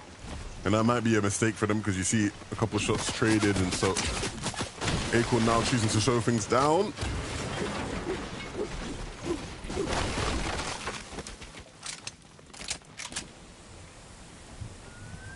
How do you feel about the Breacher? Would you grab it if you were them? Are you a Breacher kind of guy? I'm not a Breacher kind of guy, but I think it's really good, so I definitely would pick it up in their situation, I think. I agree. I'm a Breacher kind of guy, but I break through the wall, don't grab the piece, and regret it later on when I go down and I'm watching my teammates try to save the day. Vivid particularly, along with Mini Miner, as Zeus is gone. They're looking for him. They don't know exactly where he's at. And since they went the other direction firing shots, Zeus is probably going to try down. And in theory, his teammate could go for this revive if they still don't figure out where he's at. I think he might just be able to get off as well.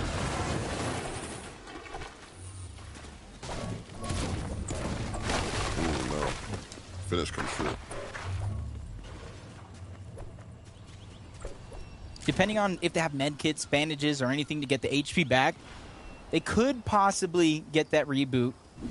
Damage from the zone isn't doing too much at this stage in the game. Bucky by himself, boxed up on the slurp plant, and going to go ahead and throw it over to Taco so she can let us know how Bucky has been faring up until this point.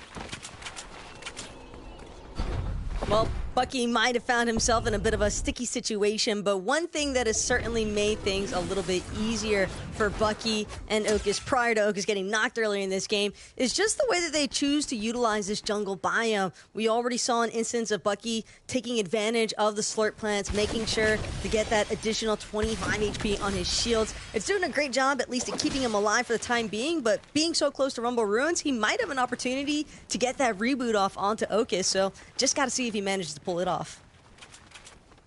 Definitely have some time to see if Bucky can pull off what some would think is the impossible reboot and win a game. And you hear what Taco's talking about, those slurp plants. If you know exactly where they're located around the jungle biome, you're able to save every single heal that you have. And you see Bucky, even though the minis were lacking just a little bit, he was stacked with slurp flashes and bigs. If he could try to survive, that will definitely take him into the end game. As it does, like, Pump and Degen got an elimination. That's why you see all the fallen loot. Let's check out how they got that one. Ooh! Love how we both react the same there, because that was a chunky shot from Pump. Nicely done. Just as quick as they performed in that last game with a second place, Duke and Edgy go down here in game number 3, but it's all about consistency. It's a marathon, it's not a race in most cases. Unless you're Rise and you're just racing across the map with the mud and the sprint. Just crouch and uncrouch with a jump gives you a little bit of a speed boost, and that's how you're seeing a lot of these players just soar and cover so much distance around the map, especially with no mobility. It's a huge tool underneath your belt in order to succeed here in these lobbies. Oof. Just doesn't stop. It's almost scary thinking that somebody's game can end just like that. At the top of a mountain, one well-played shot from Agers. It doesn't even have to be him that cleans it up. If somebody else spots out a mammoth shot getting hit, just like that, Agers takes a shot while missing a couple. Drops down low. You got to imagine some extra heals or down low towards the low ground. So not too much of a worry.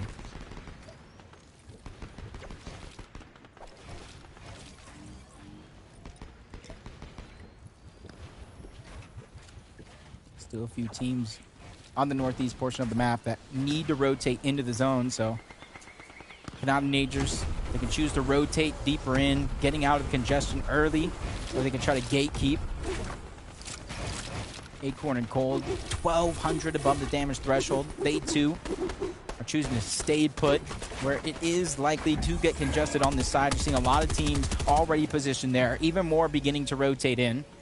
And just because you're up on Surge doesn't mean somebody's going to try or not going to try to interact if they're low on Surge. So Yumi and Source trying to jump on the backs of Pamstu and Fatch, take advantage while this rotation is going on. But Fatch not really looking back up until now. He tries to shield himself, and Yumi and Source is a team. I expected more mid-objectives to be taken, but Fatch gets taken down, trying to hide in the bush, healing at the wrong moment. Don't seem like the lights are on, but no one's home. But that's a huge advantage for Source to take him down, get all those heals, and that allows him to extend a little bit more time here in the zone or on the backside of everybody else, knowing he is going to get that HP and shield back. Yeah, Source and Yumi have done pretty right to get into the zone under the circumstances. I think the big thing is getting to that next zone, right? That's going to be even more challenging, traveling all the way down south with all those teams sort of rotating side by side you.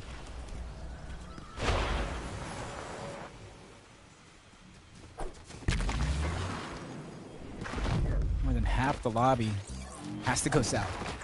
Yeah, and Bugha and Threats, they acknowledge the difficulty, and so they just want to get on the move now. They don't want to wait for all those other teams to be doing it with them. They're trying to get ahead of the pack. And that's what they'll do, especially using this mud, right? Just getting in so swiftly, and they'll even catch up to Cold along the way. This is a big opportunity to take down a prolific team here in the lobby between the two. But Bugha's just trying to reinforce his position above Acorn and Cold to make sure that he can't easily get shot down. As below on Surge, Aoxy and Swirl with a huge sneak attack, taking down their opponents just like that. And those are the moments that really change the course of your game in the blink of an eye. That's what it's all about. Aoxy and Swirl will be hoping they can have a moment just like that one and keep adding to that total of the limbs. They're just going to run their way on in. 105 above isn't the most comfortable spots, but at least they are securing the zone for now. They're just not comfortable. They see the Storm Surge number tossing up and down. Swirl peeks out towards the backside of the zone, tries to land a couple of cheeky shots.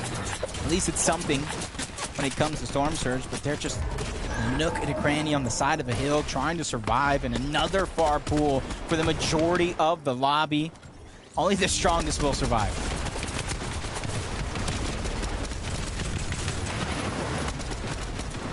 Hamster's a strong fella, but I don't know if he survives this one. This is really tough to be in. Not working with much by way of HP. We'll get some time to get back to 100 shield at least. And the med miss actually should be able to get him up to a decent level, but the problem is, as he continues this game with these kind of materials, traveling in this kind of terrain, this zipline might be a savior for him. It allows him to just save quite a bit of materials for now. And then he has to stop and re-strategize. Yeah, cheeky attempt there to try to take down Larson. Doesn't work out for him, and I like the fact that he didn't get greedy. He didn't force the situation, knowing he still has more distance to cover to get into the zone and find some safety. You see in the feed, Bugha's going to go down, Batman Bugha. Yasir as well. Poyo's going to clean those up. But it's actually User. Pal takes down User, so now Rise is by himself. You see Alex and Swirl having some struggles with Pamso on his back, and Pamso knows he needs a refresh. You called out the material count itself, and that is going to be a must. Just like Rise, pops the Slurp Juice, doing his best to try to hide his position and not become the focus, still while looking for information. Rise all alone in this game for the remainder, and it's not the spot he'd want to be in, but it's not a spot he'll cower away from. You see him spotting out some loot. There is somebody in zone near him that he didn't realize was there, and so gets caught out. He thought it was free loot, but it's never free loot in this lobby. Peterbot and Larson now will continue their pursuit in this game. Of course, they spot out that first movement zone and have a pathway sort of laid towards it. Do want to make sure that there isn't anybody that can get into their base with ease. First is out, second place. We saw them just fall for ages of Kanata. This is your chance to overtake that first place spot or get as close as you possibly can. Everybody else here into the top 14, it's all about making up for those couple blunders early on in this game. And speak of them themselves, like all over the place. have their position. Moving on to it, you see them looking towards the backside of zone. No sneaky plays coming through. They see that one a mile away, and even dropping down to connect and reinforce their position. That is the best spot they could possibly be in. Muzz and Paper trying to create space, create a lane for themselves, and Trashy is a player that fell in the way of that.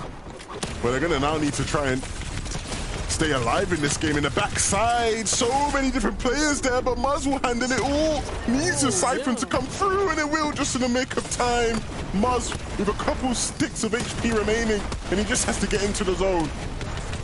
And while all this was going on, Aegis and Kanata got dropped off for the high ground, stolen away by both Baka and Pars. Now Kanata's by himself. He needs some time. He needs some builds. He needs anything that he can. He's grasping at straws to try to stay alive as the high ground was taken. Macwood rotating nearby. Doesn't want to peek just yet. Trying to get as much shield and HP as possible. You see Pars going ahead, trying to reconnect, get and make sure that him and Baka are safe from anybody that tries to challenge that high ground. But Kanata forced to really think outside of the box. Not a lot of materials, and he lands a huge shot onto Chubbs. Back to back. He's doing his darndest to try to stay alive, but only 3 seconds. He can only take 3 sticks to the zone, but he goes down regardless. But a huge effort to try to climb up the leaderboard. Heroics in the backside of the zone. Players trying to make storm plays, and that's what Revised will do. One of the very last ones left to survive, and all these slurps, he's got to do something with them. Got to put them to use, back and pass. They're sitting comfortably though. They ain't worried about slurps in the back of the zone. They're worried about closing out the game. Revive's gonna have to run into this team here on low ground, and it just is him sitting in between them and the team up above. I believe Macwood went down, or at least he's still up in the game in the zone as well. So still some solo players with stakes in this one. And now secure their low ground, take everybody out that stands in their way. This is going to be difficult for anybody to try to survive. As Backwood is going to be one of those players doing everything that he can, but the Metmus is running low. He has to try to sneak up on Poyo with the Sphinx, who hear him coming from a mile away. He's the only solo left in the game, and a world full of duos as he gets chopped down yet again. Sent back to the lobby by Sphinx and Poyo, who are now battling against the high ground. But if you look at their materials, they have everything that they need to try to contest. But Baka and Pars, they drop down low. They don't want to let it go easy. Sphinx boxes him up, but gets forced to the backside of the zone. He goes to the front as well. He's continuously on the move. He doesn't want to get spotted out. He's keeping him on his toes, but Pars finds him eventually. Sphinx by himself, 1v2 situation, but Pars and Baka, they have not only the high ground, but the numbers game, and the splashes are coming out on top. Sphinx, he's making an attempt to try to fight for the high ground. He overtakes it for a moment. His teammate does go down, so the Siphon gets fed over to Pars. So it's a 1v2 with no builds on the low ground. Sphinx trying to hold on. He makes the play. He shoots at the ground. He's doing everything he can. Both players are out of zone. Sphinx gets a knock on the one. The Siphon doesn't come through in the nick of time. Baka, with his hair on his chinny chin chin, escapes with the VR. Oh my goodness, Sphinx. He's gonna be so upset if the Siphon came in. There would have been hope. Almost so close in the end there. But it's Baka and Pars who hold on for the win. And a good win at that as well. You saw them holding height in a position of ease. It wasn't like the previous game where there was a million different people trying to overtake them. They were able to just hold on while everybody else beneath them did the fighting. And in the end, isolated the 2v1. And like you said, it was very close. Baka had no mats. He would have just been swimming around there in the sea. And it would have been pretty easy, you think, at least for Sphinx to maybe take him out. But nevertheless, it didn't come down to that in the end. Yeah, it was a huge effort. It started when they took down Agers to steal away the high ground. And from there, their position in the game was solidified. But it was that last shot by Baka that really made the difference. Sort of a fadeaway for the points and the game. And you got to give it up to one of the few NA West teams making it here on this region. Yeah, they're showing what they can do in their pursuit of a win today. Can they keep up these performances? Before we head into the next game, we're going to send it to Zeke and the analyst to break that one down. After game number 3, now the halfway point here in week number 2 in NA. It comes down to a nail biter, Vivid. I'm sitting there thinking, how is this gonna? It's a 2v1. It maybe is wraps. No. Baka Pars, they have other plans. And like, if it's me in that situation, I crumble. But to see the expert play, to see how Baka uses every little build, every single right peak angle to ensure the win there. Oh, man, that was so sick. Yeah, I mean, the win pretty much comes down to Baka and Pars playing that perfectly right. The timing of when they actually dropped down from the high ground to when they wanted to take that 2v2 engagement against Polo and Sphinx pretty much won them the game because, as Jacob had mentioned, Sphinx had like 80-plus builds after he picked up all the loot on the low ground, after all those engagements, after all the refreshes came through. But Polo, his teammate, had 0 materials, and because Baka and Pars decided to drop down so fast and go ahead and take advantage of the timing, Sphinx couldn't actually drop any materials over, and it left him in that 2v1 situation.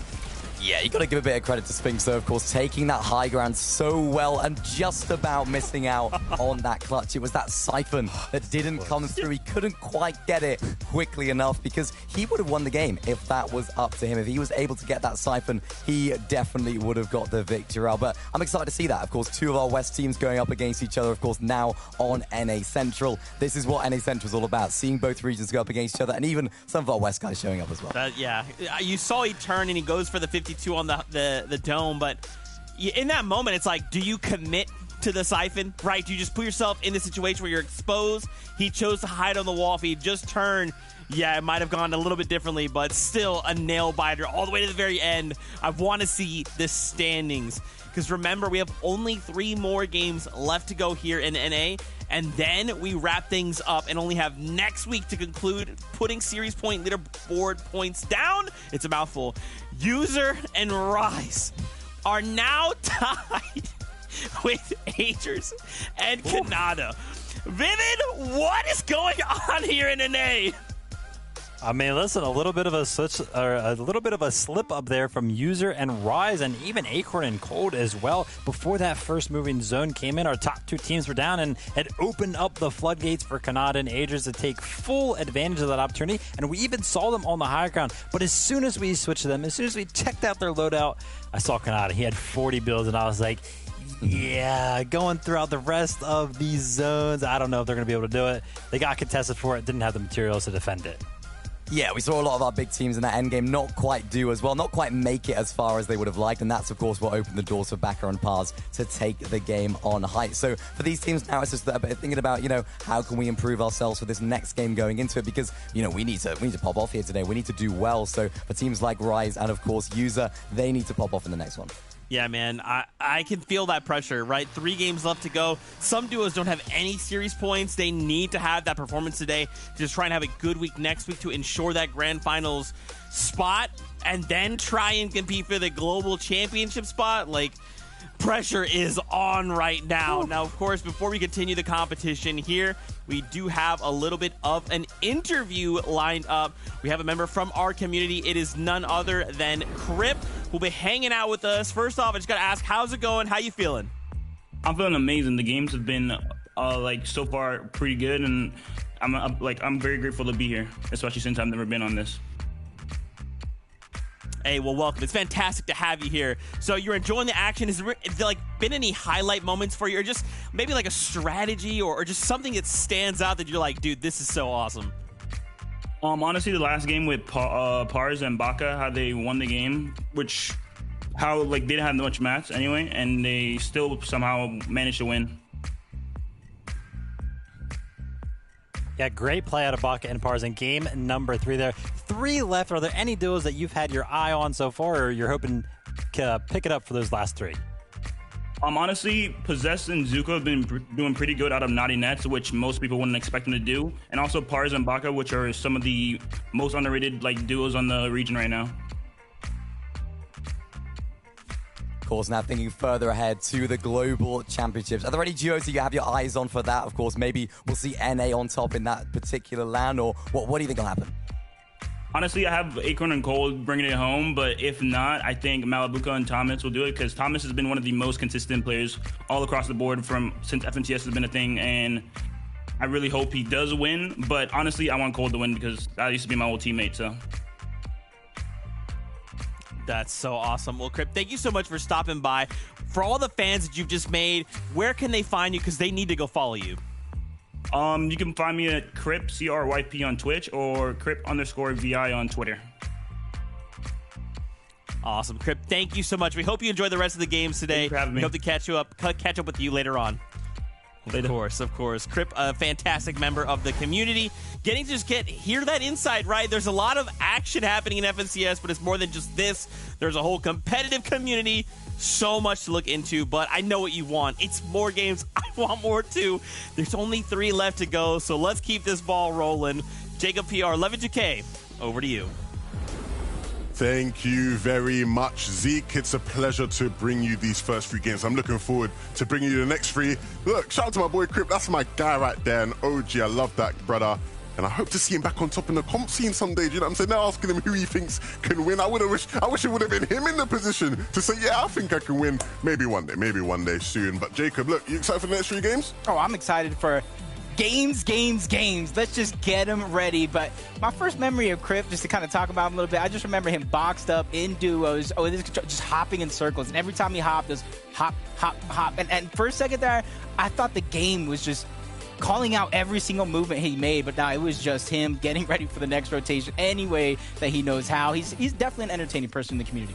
Yeah, man, he's a NA driller, right? We've seen him in these NA FNCS streets many years ago, and you know, always been entertaining to watch. And like he said, he played with Cold. He's been with some of the best players around. And speaking of Cold, hopefully we can start to see them getting back into the swing of things, into the action, deep into the game, and that all starts here in game number 4. Let's go.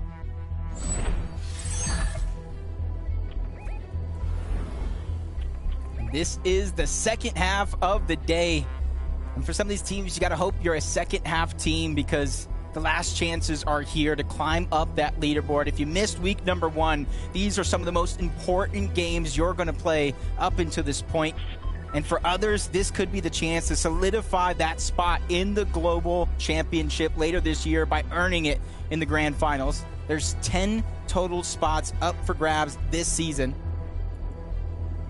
So it's definitely anyone's game to try to take over and build upon their legacy, but a fight that we've been watching all day. Meefs versus Sync, Rise versus User, and already you see Users right out of the gate grabbing the Mammoth, and that's already a pack a punch as Sync just going for the pickaxe. He gets dropped. It's actually a double Mammoth right out of the gate for Rise and User. User even got a drum. He's just hot on the heels. Looks like it's done and over with yet again. From start to finish, Rise and User are getting everything that they need for their game. 4 in a row. Are we going to see a 6-0 today, Jacob? What do you think? 6-0 off spawn for Rise and User? Do you think it can happen? I think it's up to Sync and Meeks if they want to keep contesting that. I think the possibility is there. They've mastered that drop spot season after season. Even got Reese breaking down videos about how he does it. Game after game, they have the perfect drop and a perfect plan B if things don't go well. You saw it in a couple games. But the Citadel, a drop that's been contested but split between these teams throughout the day. Not too much action going on, but brutal Bastion. From public to ranked to even FNCS is probably one of the most contested drops you'll see.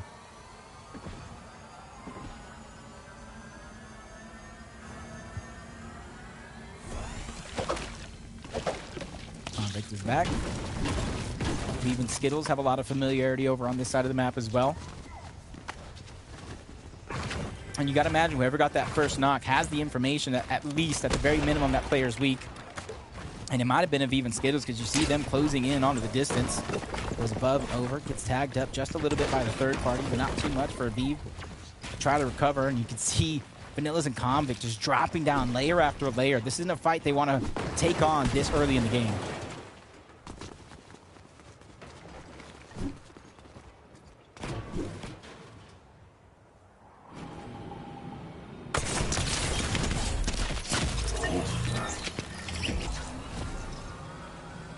I was going to say, like, Blake really needs this. He's doing a good job. He gets that first knock, but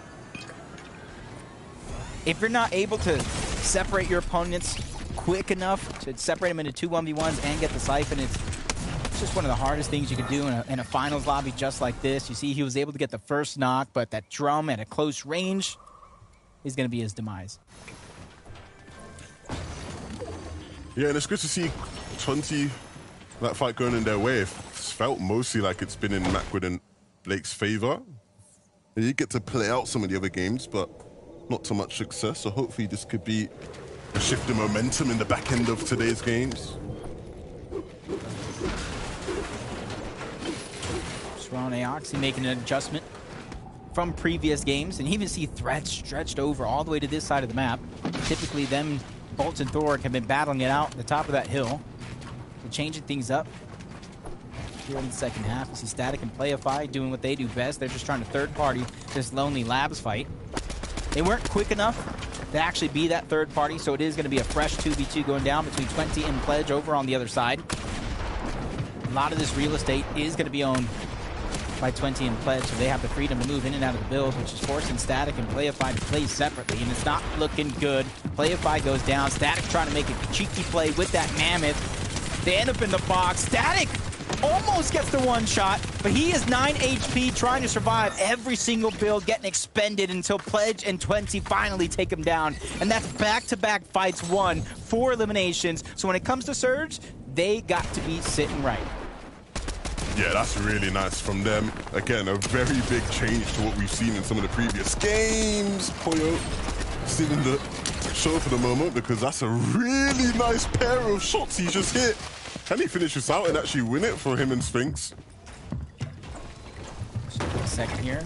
Pop the big pop. We keep talking about how important it is to be full HP, not be stingy with your heals, but the longer this one goes, you see Reet and Ritual ready to third party, and that's something they've been doing throughout the day. Poyo cleans it up as quick as he can, but you see they're on the hunt.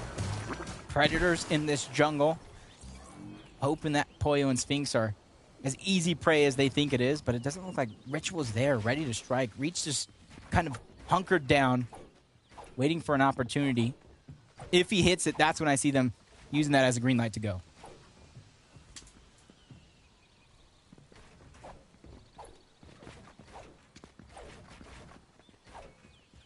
That was an opportunity there.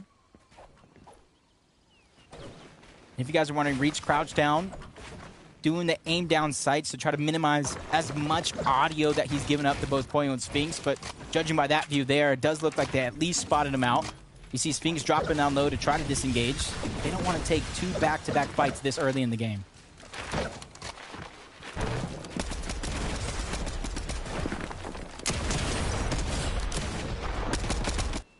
The double pump with the Mammoth. That was a huge shot by Poyo to stay alive.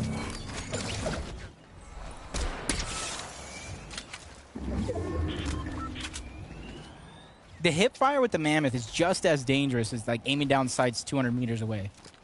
Yeah. That was my first question because when it dropped, I initially saw people like, you know, posting the clips of, oh my goodness, look at this pistol, and I was like, I wonder what the hip fire is like on this, right? Like, because if the hip fire is good as well, then it's just like so multifaceted as a weapon, right? You can just use it in so many different scenarios. It's not limited.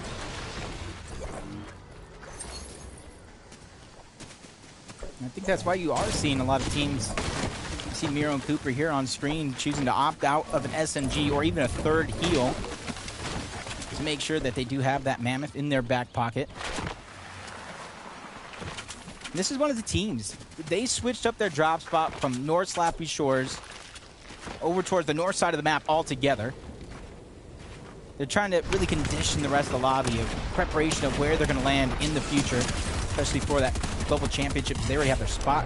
Ruba and Threads just land a monster of a shot onto Aoxy. Swirl falls right after. And that's something we saw in the distance. Threats was there almost from the beginning of that drop. Just getting all the information, feeding it on over to Bugha as they formulated the plan of action.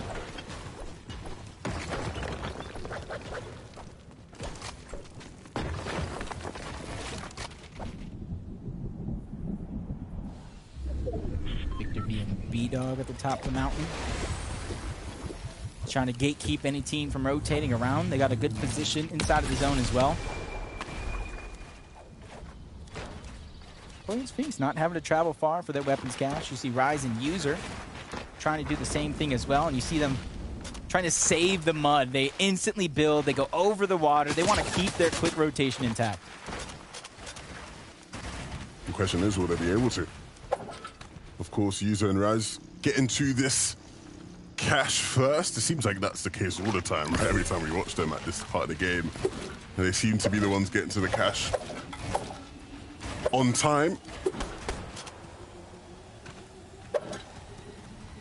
And they're one of those teams to where they take note of every single cache that spawns around their landing spot because it only spawns between you and one other team.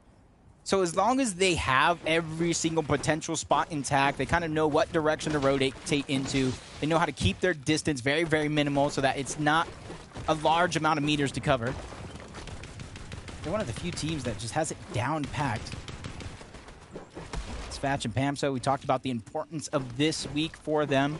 They missed out on week 1, so they need a top placement here to make week 3 that much easier. We've already seen teams get bounced out of FNCS so far, and they don't want to be added to that list.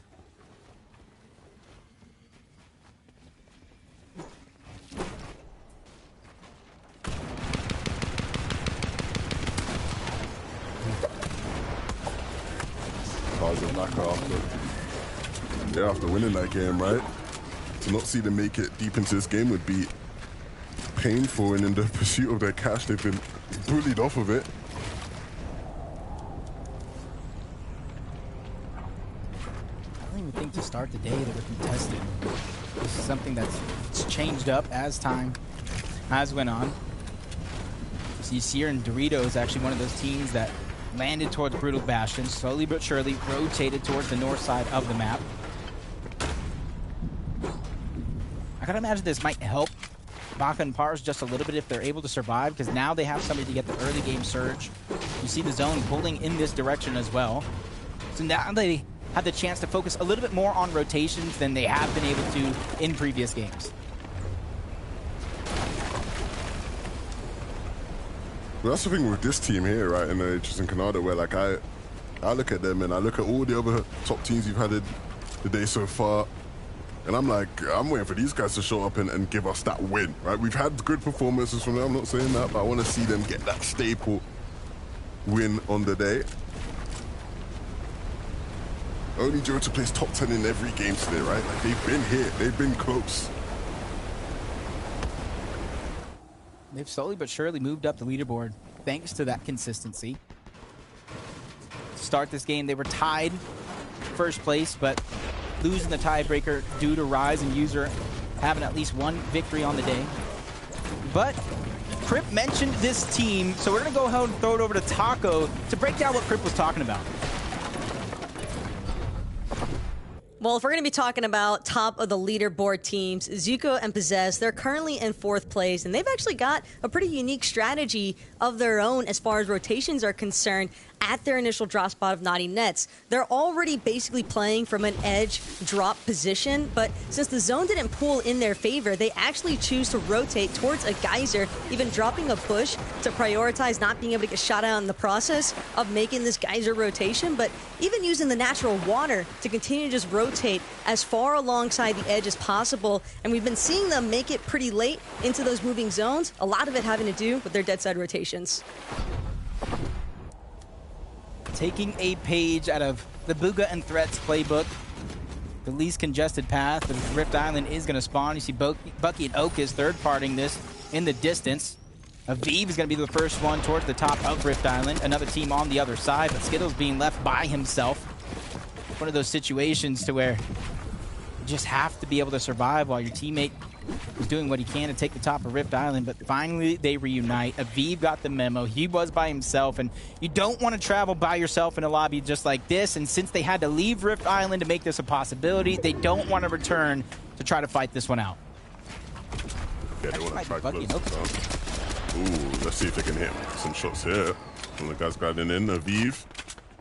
I'm going to be awaited by Bucky and Okus up there, yeah. Back to standard island procedure then here in NA with Bucky and Okus up there. Who else would it be? Honestly, I don't think anybody can convincingly, time after time, game after game, goes for Rift Island as much as Bucky does. He's willing to risk it all, put his money where his mouth is in terms of fighting. You see him elevated high up on that house above Rift Island while Okus captures that point. That allows him to keep eyes on every single player and continue to deal damage with that Mammoth. But it does look like the heavy ammo is becoming scarce for Bucky as Tony ends up in a fight across the map. He gets dropped. Now it's up to his teammate Cat to try to survive. He's trying to claw his way into the box. That's Nick on the other side who denies him entry. Luckily for Cat that he does have slap splashes and slurp juice to try to out-heal the zone since he's going back into it. Ooh. Well, first of the heal is going to be used very, very early on. Flo and Nick know they've dealt so much damage, so it's their choice if they want to go on the chase for it or try to gatekeep him for later. What would you do? I'd gatekeep him for later. I'm a safe kind of guy. Especially with other players having mammoths in this lobby.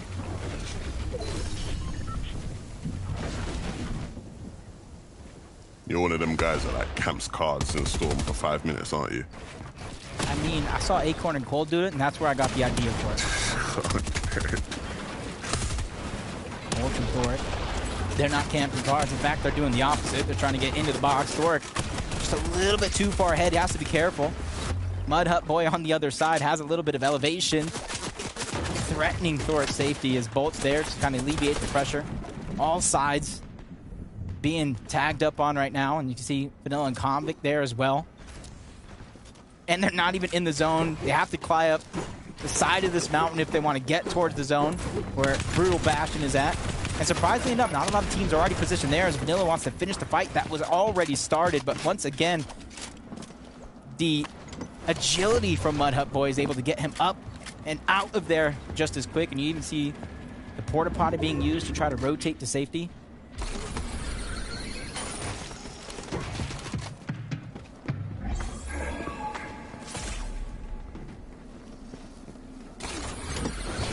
Trying to get with his teammate yet again. That's Convict on the other side. Even though it is a solo there, they don't want to be one of the last teams to try to rotate in. Bolts and Thor are the same. And since Zone continuously pushing people in this direction, they're trying to go north to where they hope the least contested side of the map is going to be at. Don't know how much luck they'll get with that though, right? It's going to be hard.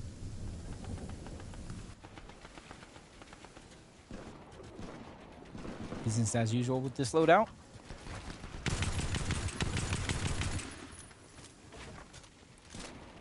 User now has 28 individual elims in weekly finals this season, which is the most in NA. Doesn't surprise me too much. I remember watching him in Chapter 3 thinking he has so much potential. I remember watching him years before that, rising up the ranks in solos, really putting respect on his name. If you want a wholesome story of somebody doing everything himself to try to build up his accolades, to earn some respect in the Fortnite community, I think User is going to be one of those guys. Yeah, absolutely phenomenal. Cold, I think, has been the de facto best player in the region this year, but the only person that's able to rival him individually from a talent perspective is User. I've been saying that myself now for the past 2 years, not just this year. I felt that way about him last year, still feel the same. Has some things he needs to iron out of his game, right? He has that classic case of fragger brain I think we see in a lot of young, talented players, but when he isn't in that mode, when he's fully focused and has a clear mind, I don't think there's many players better than User, not just in NA, just in the world in general. I think he'd slot into any top EU team with the talent he has. Wow, this is going to be tough. I was about to agree with you there, 110%, but see, Aegis is already low on HP. Kanata has no heals to his name. Even though they're well above that Storm Surge threshold, they're going to have to think of something, but if you know exactly where those slurp plants are at, I can imagine they're likely headed in that direction to try to regain as much shield and HP as possible, but it's not going to be the easiest to try to achieve. But just like that, they make it look easy yet again.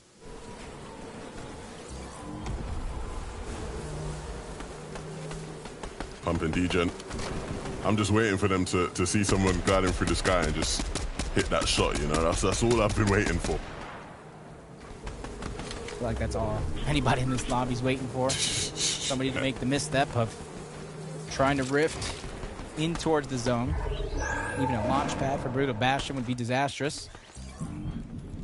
The zone is going to pull. You can kind of see where everybody in the lobby is positioned at. What rotations they are going to have to make. Some far, some not so much. And for Ryzen users, they're the team that's kind of in the middle. A quick rotation. They're going to backtrack quickly for Mud. That way they don't have to waste any time. And that way if they want to travel to a slower side of the zone, they can do so quickly.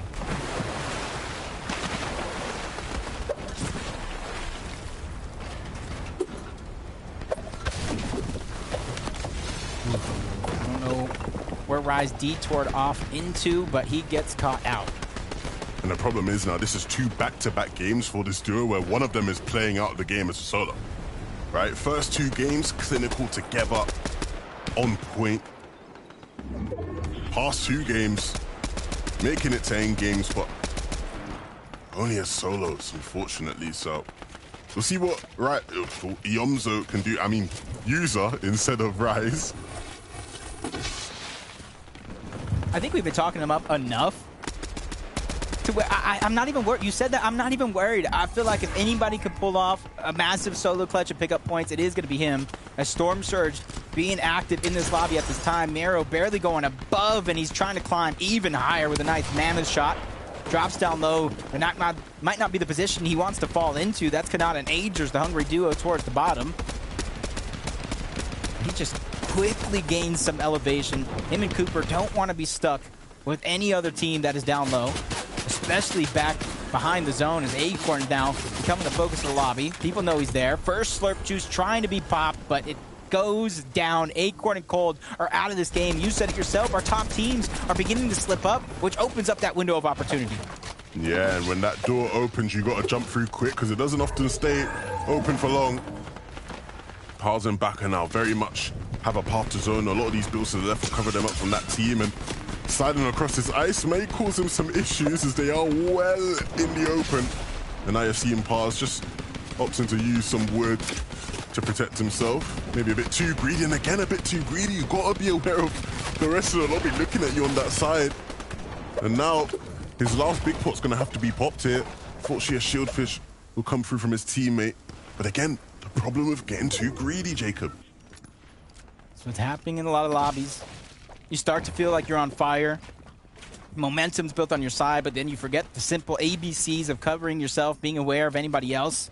As Bryce and Chubbs just fall below that damage threshold. Information, figure out where they're going to get this damage from. Otherwise, they're going to be forced to try to W key their way into a box, and that's not something you want to do, especially this late in the game where so many players can just easily turn and make you a focus whether you win or lose the fight.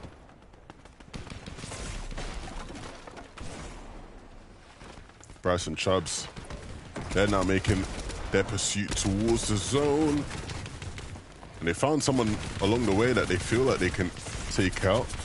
When that player gets out of the way, they'd refocus their attention to just securing a spot in zone. You can see just creating a brick tunnel here to make it two. Blocking off the angle from that team above. But they're not happy about that though. Pressure now. Giving a piece of their mind, sorry. Bucky and Okus are posturing for height, and it makes sense in a lobby where a lot of their best height competition is already fallen. Why not go for it? Yeah, we talked about User being by himself. Second place, Kanata and Agers just fell. Sandwich between Bucky and Okus and Poyo and Sphinx, and you see them looting up a huge amount of loot to be garnered as well. But now the zone's going to pull for them. They at least have the comfortability not having to worry about Storm Surge on this rotation. Booga by himself, he has a little bit of worries, but he has all the expertise in the world, and he's faced every single situation before, and that's why you see him quickly moving from point A to point B, not really wanting to waste any time. And then added on top of that, he doesn't necessarily drop down to the lowest layer at all. I feel like every FNCS at one point we do get a big solo performance from Booga. I mean, when you think of Booga, you do think of him as a solo oftentimes, and his ability there historically. User in a very similar spot to Booga where he has to do this all alone, but he definitely has the kit for it. The only problem is materials, and that's why he's actively seeking out a refresh here in the back of the zone, looking for any other solos just like him. But when they won't appear, it will be up to now trying to delay and find some sort of a timing. You saw a player running across the top of his builds, and so he'll now take some shots at that player and see if he can catch them out. And that might just be the opportunity for him. Needs to pursue that and finish that one off. Yeah, the only team right now on the leaderboard that can try to rival them is going to be Baka and Pars, but as long as he continues to pick up eliminations, pick up these placement points, and skate by, it's going to be hard for that gap to be closed. As he's making it look easy, high ground's being held and reinforced by Bucky and Okus, but Poyo and Sphinx, they're going for it. They get stuck for a quick short second, but that doesn't stop them. It does look like they're going to try to fight for that high ground, but User goes down. First and second place are out. Baka and Pars now have a chance to take the top of the leaderboard, but they have to go through this. They have to go through Poyo and Sphinx, who have the high ground, and they have it reinforced. Poyo has been on a tear already in this game, and he's looking to add so much more to his tally. 6 all by his lonesome, and Sphinx will also be on the search, but this pullback zone will delay that process just a bit for them. All these teams going to be going back through their old builds, but that's fine for Pars and Baka. They've got an established tarp, and they've got space to try and capitalize on people's space to claim. 20 very much now trying to catch people out in the back of the zone, and he almost does. Gets one, but 4 getting taken out. The damage he dealt to Bucky and Okus could be felt. They go back to the lobby as well. Baka and Pars, I talked about their chance to move up the leaderboard. How about the chance to go back-to-back in our weekly finals lobby? This is a big momentous effort being held right now by Pars as he gets backed out of the box. That's Bolt and Thoric. FNCS champions on the other side who waste no time finishing what they started in terms of damage. Baka's in their sights. The last solo left, but High Ground is putting that pressure. The last duo left alive, and now it's going down to a 2v2. Thoric, Bolts have everything it takes up against Pollo and Sphinx. Two teams full of young talents who have shown on many occasions just how good they are. But there's no better time than now for one of them to alpha the other and take the game. Sphinx and Pollo have been clear and calm from above and now dropping down to pursue the fight. Some shots on both sides, but it will be Sphinx and Pollo to clean things up and win the game. A nice attempt from the others, but nobody was there to match them. As soon as Pollo and Sphinx went for that high ground, it was over for the rest of the lobby. They took down their opponents first, and everything else was just easy thanks to their refresh, the siphon. But this is kind of what started it all, taking down Kanata and Agers. And this final fight with Bolts and Thoric, weak as can be, no shield to their name. It was like taking candy from a baby. On both those highlights there we saw Pollo making use of the Mammoth in close range fights. Everybody's showing you the highlights of them getting long range shots with it, but he's using it to fight in box and he's not missing with it at all. And it was the key to him picking up those limbs at the end there. A very nice game from that duo. And we're gonna send it back to Zeke and the LS to break it all down. Thank you guys so much. That was game number 4. 2 more before we say goodbye here on NA. And Pollo and Sphinx.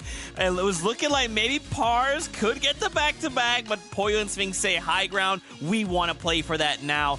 8 eliminations onto the duo. Ooh. And to go up against someone like Thoric and Bolts, Vivid, who we've seen get Victorials, come out in first places. Like, this was a really good final 2v2.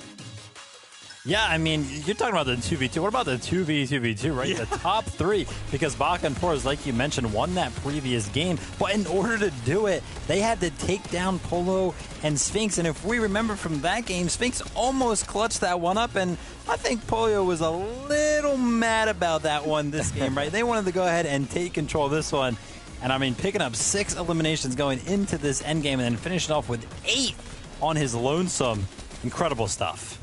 Yeah, I think these guys have struggled a little bit at the beginning of the day to sort of figure out those strategies. You know, those storm surge plays that they've been making haven't quite been working out, but these last 2 games, it's all come together for them. They're back on top, back where they belong, and showing us how good of a duo they really are. We saw it from Sphinx right there, hitting max damage, combining it with the Mammoth pistol to pick up a refresh. Absolutely perfect stuff from them, and the way they took height was absolutely exceptional. Yeah, and this is kind of something we've talked about in the past. And sometimes we tap into this is like some duos, they don't necessarily start strong, but they ramp up. And for these guys to ramp up so quickly and start to put things together with 2 games left to go, they're on it, right? They're firing on all cylinders. So I'm excited to see what they can do to the standings in the next 2 games. But of course, standings time. Let's see how things are going. We very well may see that #1 spot finally get overtaken, and it is Baka and Pars. But gentlemen, take a look at how close this is. A single point separating 2nd and 3rd, and there is a tie in 2nd and 3rd. Pollo and Sphinx coming out. That victory royale was absolutely massive for the duo. Whew, the leaderboard is actually crazy right now. And like we mentioned, I mean, Baka and Pars had to get in the 3rd place right now to make sure that they went ahead and overtook the rest of the lobby. We're talking about Pollo and Sphinx firing on all cylinders all of a sudden. Well, Baka and Pars, these last 2 games have been actually incredible. I mean, they got a 5th place to start the day off, but these last 2 games, 1st and 3rd place. Oh my gosh. Yeah, it's great to see. I mean, we talk about this duo as their fragging ability, but today they've been a little bit more passive. They've been a little bit more quiet on those eliminations when compared to Pollo and Sphinx. So only 11 for them on the day, but it's just so consistent from them. They've been making those endgame and those mid-game rotations to perfection, and they just haven't needed those refreshes. They've just been so efficient with how they've played. I really, really like to watch this duo, and I really want to see if they can continue this, because 1st place for them is going to be huge. Yeah, that's right. We could have that momentum, but we have to keep it going, right? The moment if we make a mistake, we get eliminated way too early, we're going to let someone else behind us step over us, take that #1 spot. So we've got the momentum. Now we need that consistency. Let's go on back over to the standings. A couple more duels we want to highlight here before we jump into game number 5 on the day. Remember, we have a new players coming up, taking over those top spots. Take a look at someone like Adrian and Kanata, though, right? User and Rise. These guys are starting to get pushed down a little bit. Even looking at 6th place, right? Acorn and Cold. But I want to point attention, 8th place. Thork and Bolts. That final fight there. Up 14 places. Vivid, we only have 2 more games to go. And you just need a strong game. And suddenly you're finding yourself in the top 10. If Thork and Bolts could do this, anyone in the top 10 could suddenly overtake that #1 spot if those top 3 aren't careful. Yeah, there's a lot of pop-off potential for sure. I mean, we saw Bucky and Okus on the high ground to win that game as well, and we know they are racking up the Rift Island objective points as well. So I'm sure they're very, very close behind that top 10. Yeah, they are. I mean, we saw Bucky and Okus. They actually had high ground really, really early on because they just thought, hang on a sec, we have the first moving zone. Let's just crank all the way up. And I think they expended a lot of those materials when going for that Rift Island, so they couldn't quite hold on to it. So I like the plays from this team, though. They're really, really aggressive, and I don't even know how they're getting the Rift Island every single game. We have to study it because it is pretty incredible. Maybe it's Kanata pointed out, right? There's duos in that middle part. Yeah. They're kind of camping down those rifters. Coming up saying, island spawning, let's rift on up in the sky. We're going to attack it first, right? So many little things. Again, those little tech things could result in big wins. As we come back to the standings, I do want to kind of flip on over there and take a look at the top 20. We know what that top 10 looks like, but now I want to dive a little bit deeper. I want to see what that 11th through 20th is. 113 points there for Bucky and Okus, as Vivid just brought up. I'm thinking, Vivid, you're better at math than I am. I feel like even someone like Casker and Revise there in our 13th place, they could look to end maybe top 5, maybe first place if they have 2 really, really good games. Those top 3 maybe don't have such great games. Oh, easy. I mean, 5th place right now is 138 points. So really anybody right here in the top 20 has a chance in these last 2 games to just take over. Absolutely. And I mean, we have to highlight the fact that a lot of our top teams that we've been talking about throughout the day, like you mentioned a little bit earlier on, Zeke, are slipping up. I mean, Kanata and Aegis right there. I saw them during that mid game. They had no extra heals. They were pretty much saved by the fact that those slurp plants were around in that environment. And then also User and Rise getting caught off on a mid game rotation as well. So, you know, you got to take advantage of those moments. And you know what it is? It's the Mammoth Pistol. So many of our teams, almost every single one of our teams is using that Mammoth Pistol, so the teams are adapting to it. Everyone's taking it, everyone's doing so much damage, and that's why we see Kanata and Aegis. No builds, no heals, because they're just having to expend so many on the rotations that they don't have any come to endgame, so they need to focus on those refreshes going into maybe that 8th and 9th zone. Absolutely, guys. 2 games left to go here. We cannot make mistakes. We need to stay on course, focus on consistency, high placement, handful eliminations, and we could shake up those standings. It is that time, though. Game number 5 is upon us. Let's get ready to jump back in with our casters. I cannot believe that the leaderboard is this close with only 2 games left. It's really anyone's for the taking, but that's the name of the game. We've saw some competitors really rise to the top early on in our first 3 games. Since then, it's been a whole new set of names. Yeah, and I think that's what I like to see coming into the last couple of games, right? That's what you want. You want it to be close. Not for the players, of course. They would love it to be more clear-cut. Obviously, all of them wanting to be higher up. But for us, right, keeping track of that and making sure we see who it is that ends the day with the most serious points, because that's ultimately what these guys are all playing for, heading into the 3rd and final qualifier next week, and then, of course, the grand finals after that. Yeah, and honestly, with 4 games played already, you add in last week, you shouldn't really be caught off by too many surprises. I think the Mammoth is one of those things that players still don't have ingrained in their brain just yet. They're trying to be cheap on rotates. They're trying to kind of recycle a lot of mats in these games, and it's really costing them a lot due to that Mammoth. Will they change up? Will they adapt? We'll find out now, because Game 5 is ready.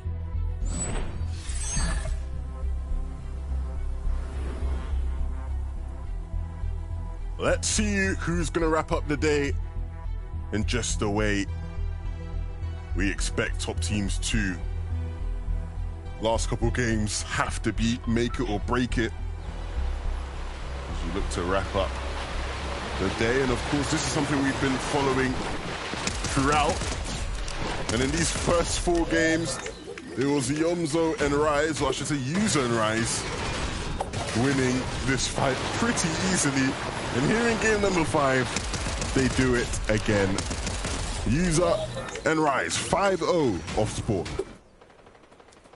I feel like it's just looking easier and easier, but that's exactly what happens when you have your drop spot that locked down. Very few players can contest you as Peterbot and Larson once again going at it against Quanti and Chimp. Quanti's going to be the first one going down, but it is going to be a trade. Chimp actually gets the siphon as well, so a lot of mats going on over to him to be able to use. Even third party coming in, tagging up Peterbot just a little bit. You can see him go into the building. He's trying to cover himself from that third party, heal up as much as possible. He knows whether this revive is going to go off or not, so he has all the time in the world to cement himself in this position. What do we have here? Peterbot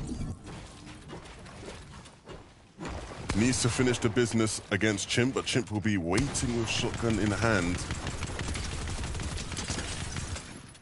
And now a little spray battle that Chimp will come out on top of, so very favorable in that. And he's just going to continue the aggression. Why stop now? I've already done all this damage. Not able to pick his teammate up in time, unfortunately. Love where his head was at. I love the idea behind it. Knowing that Peterbot has to back up just a little bit, trying to take that time as they continue to play a game of peekaboo between each other. This battle means so much because it means the possibility of getting your teammate back into the game and having a chance at even more series points as Chimp drops back down low to the low ground, battling Peterbot for this piece control. I would imagine due to the siphon, Chimp has to have some sort of a lead when it comes to materials. A lot of it is being expended, though, to try to get these pieces, and that's where Chimp says, I have had enough. I've wasted too much time here on this one exchange. I'm going to try to disengage and get my teammate back, but that same decision is going to cost him all his shields. But a game of tag between Peterbot and Chimp. Yeah, Peterbot said, yeah, this ain't over, brother. We are going to fight, whether you like it or not.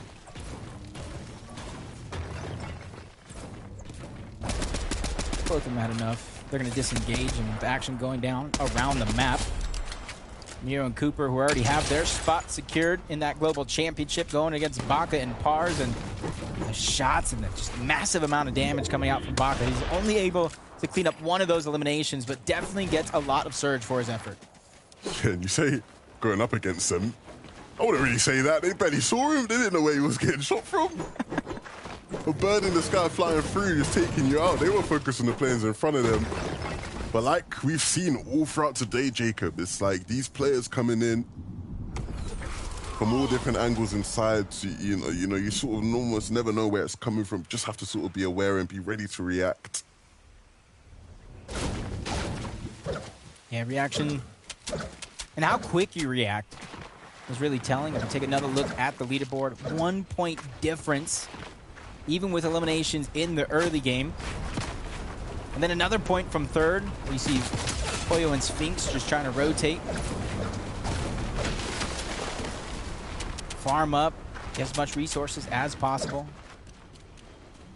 Using the mud to try to rotate.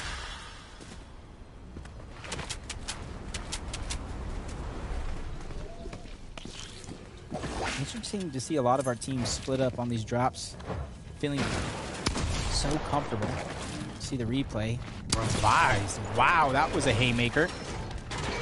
Who needs 12 rounds when you can knock them out in 5? I like that.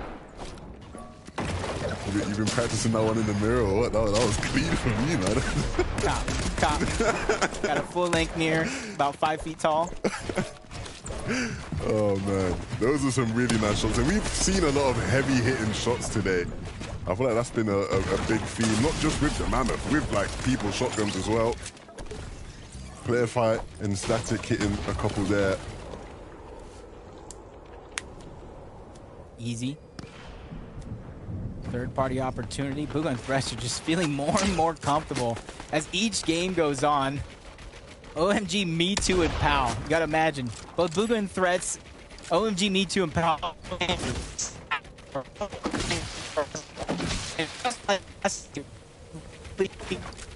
sure that they get the surge, they get the elimination. They just target this team because it feels like there's nothing they can do about it. But the players we talked about and heard from Crypt himself, Possess, and Zuko on the other side, also becoming an annoying third party, like a fly at a picnic, trying to shoo them away, but they won't go away.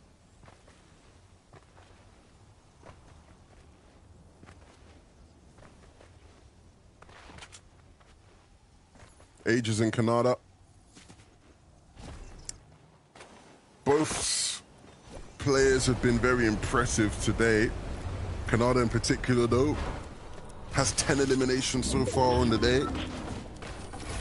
Up there with the likes of Yuza and Poyo in that regard. Dorito's up there as well, right? So, and Cold. The top 5 actually is Poyo, Dorito, Canada, Cold, and Yuza.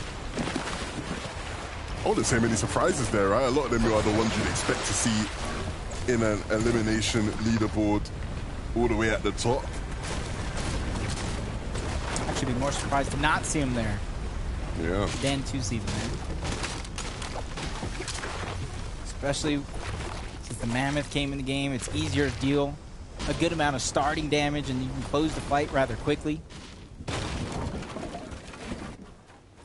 And you can see game after game, very, very similar rotations. The pathing, they have it down packed. They're conditioning a lot of the teams that do dare land around them to even not touch their loot. As everybody south of Mega City now has to rotate towards the north. And the longer you take to rotate there, the harder it's going to be, the more congested and more players you are going to run into. So timing is of the essence in a lot of scenarios.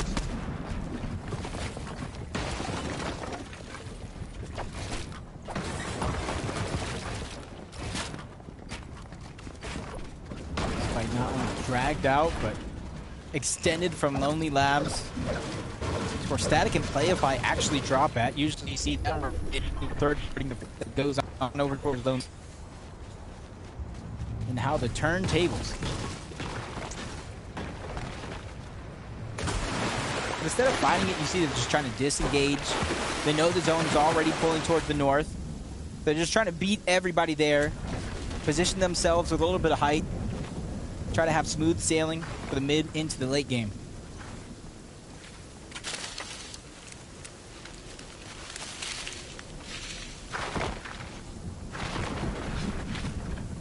Zuko and Possessed have been probably one of my surprise teams of the day in terms of just performing above and beyond, I think, what many would have expected coming in.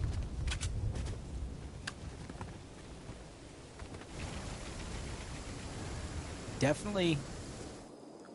I actually want to see more of this team as this game does go on. See how they're rotating, playing around, how they're able to stay alive, keeping themselves within contention, currently in 5th place. They do have a little bit of a gap to kind of close between 5th and 4th place, which is Kanata and Agers, and then everybody else at the top of that leaderboard. But if they can make this game count, and then you combine the fact with maybe our top competitors go down early like they have in the past, we could see a new team rise to the top of leaderboards and possibly take first. Yeah. Like the analysts are saying, it's close up there, you know? No guarantees, especially if you can't get the business done in these last 2.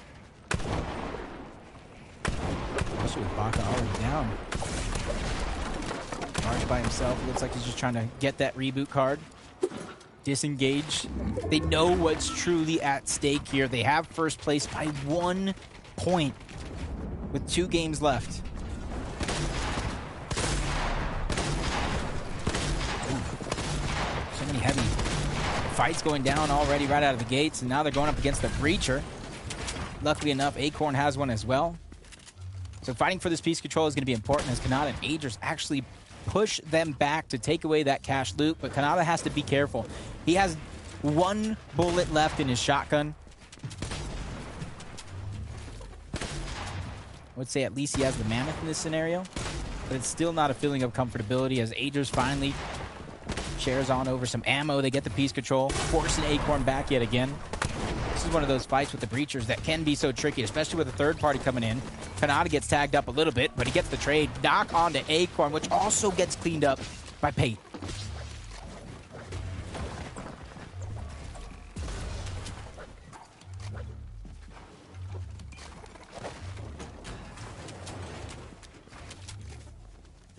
Let's take a look at that Elim again from Kanada. You see they're using that breacher just to be so aggressive. And the good thing about the breacher, obviously, it is a heavy shotgun, and we know the range that those things do possess.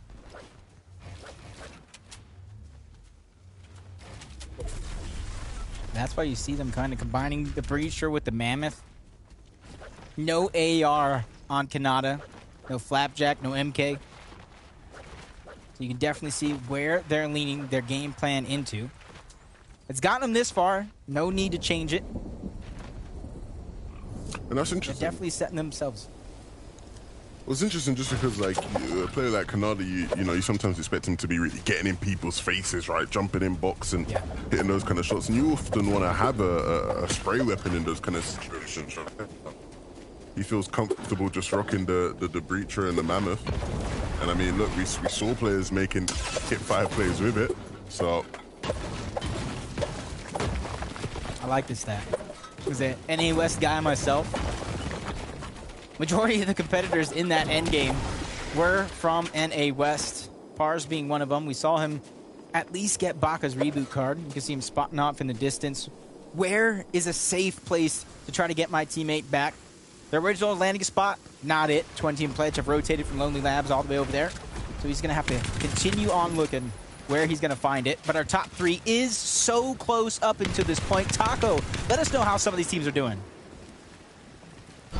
Of course, Jacob, you have to remember the difference between first, second, and third is quite literally a singular point. And for Rise and User, you would think they've been uncontested all day because they are currently 5-0 at their draw spot, making sure to secure those extra 3 objective points from the vault and all of that precious loot, which has definitely helped them elevate themselves to top of leaderboards. But also, Foyo Sphinx managed to secure a nice cache for themselves, and it's a lot of chaos. So finding this cache is going to be some very essential loot. But as for Pars, whether or not he's going to be able to reboot Baka, that's the question that remains here, because that first place spot is currently being threatened when the race is this tight.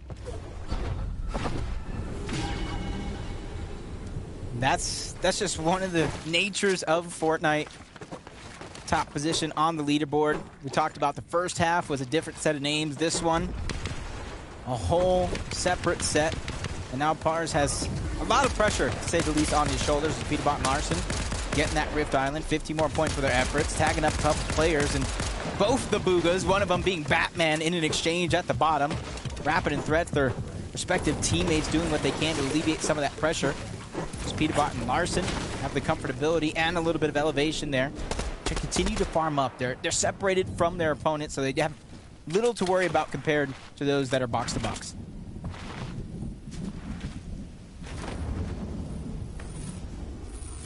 Pars still in pursuit of a reboot. He needs to find a window and an opening to be able to do so and get his teammate back into the game. He'll be much better off for it.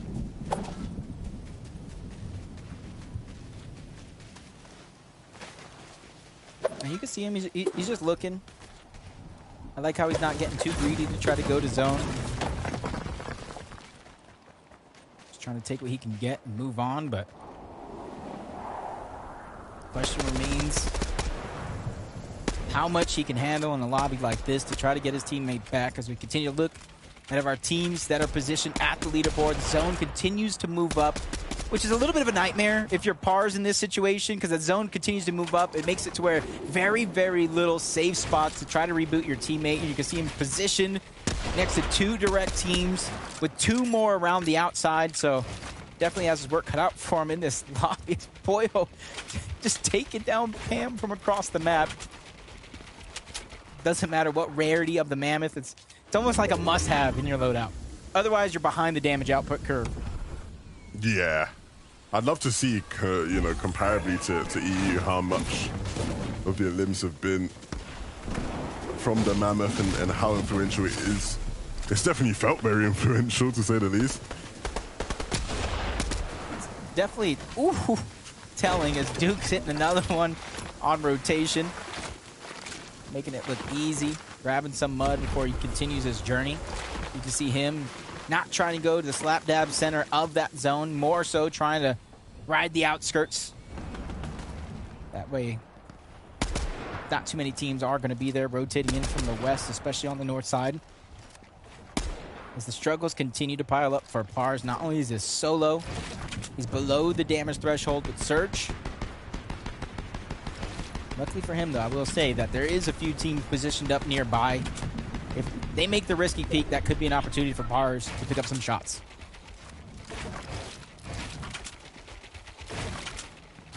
And if this game is going to just have to be a solo masterclass from Pars, he's going to have to be very meticulous as he moves through as a solo. But that only happens if he's able to get Surge and get this damage.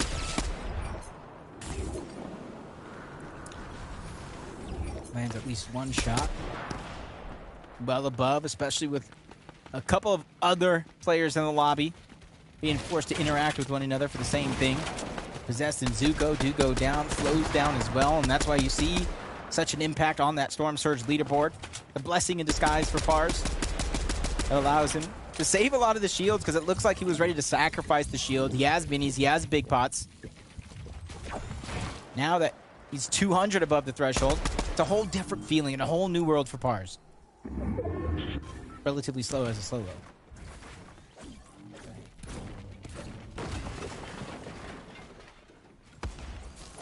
Oh, hey, Acorn's back. Welcome back to the game, Acorn. Welcome back, Acorn. No shotgun for Acorn, though, and not even a mammoth, so no heavy-hitting weapon. It's all going to be about spraying for Acorn. I want to say at least there's a lever. But compared to a Havoc, I can see why he may be opting against it. Keep his legendary combat with the right shots, he could probably deal a little bit more damage in a quicker time. Rising user, just 1 point shy of first place. Just re-farming. They have some of the highest elevation up until this point. Just trying to make sure that materials match the situation that they're in. Only Aviv and Skittles can top them when it comes to high ground. As we continue to look and just check up on a lot of our teams. A moment ago, Pars was 200 above. Now he's 142 below and continuously falling with no opportunities in sight, or at least no safe ones. Yeah, nothing's going to be gifted to him. He needs to work and fight for it. And unfortunately, Duke and Edgy are just such a hard domino to tumble over. It's like fighting through a big brick wall. He's not going to be able to run through it. He's trying to build over it right now. Literally no opportunities and a few seconds left. He goes down just at the tail end of that one. First place, he definitely kissed that one goodbye, but at least he has one more game to make up for it. No placement points being awarded so far, just single elimination. It's Bolts and Thorpe. Another team, Chapter 4, Season 1. They won FNCS NA West before the regions combined. They already have their ticket to the Global Championship. It's all about building upon the foundation they've laid up until this point. And they're a team, you always see them towards the top side of the leaderboards, qualifying for solo cups, duo cups, and FNCS finals, so the potential is definitely there. As Rising User being the focus just a little bit from Caskers and Revise, but they hold on to their position. And the spray is going to stop, allowing them to continue on, gathering this information, peeking through the cone. What is the right rotation? We're going to figure that out there in a few moments for Rising User.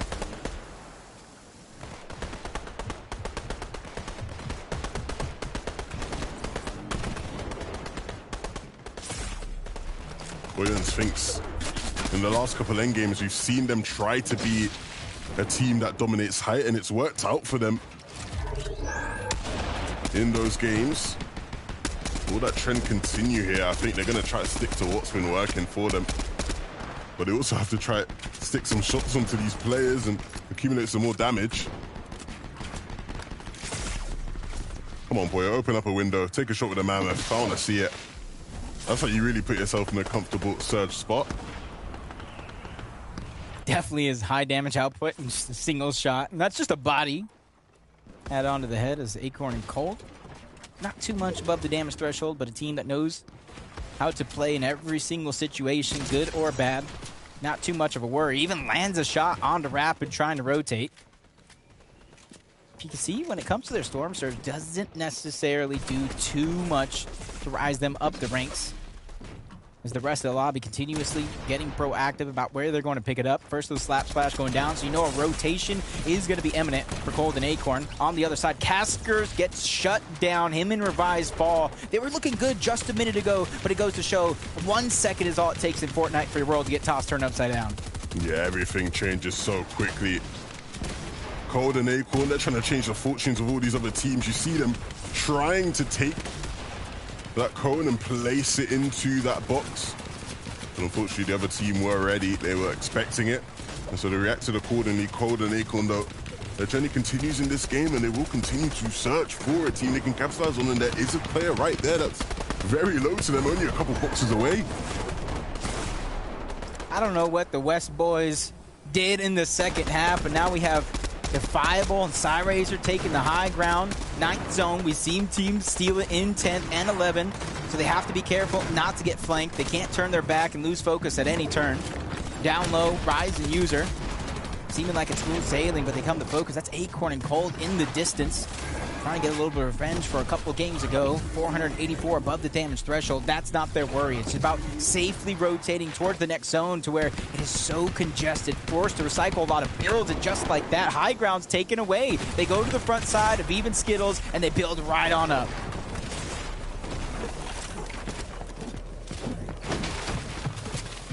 Duke and Edgy towards the front side of this zone, and they want to make sure their layer is clear, so they'll look to aggress onto Poyo and Sphinx. But look how good Poyo and Sphinx are running ahead of them and claiming that space, and now it leaves Duke and Edgy in a tough spot.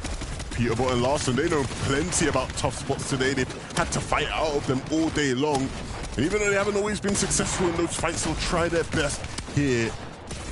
Very much looking upwards, Peterbot. He knows which direction he wants to go in. Poyo and Sphinx, though, we saw them on the low ground a couple seconds ago, and now having to play catch-up as they run and try and wrap around the zone back towards the front of it.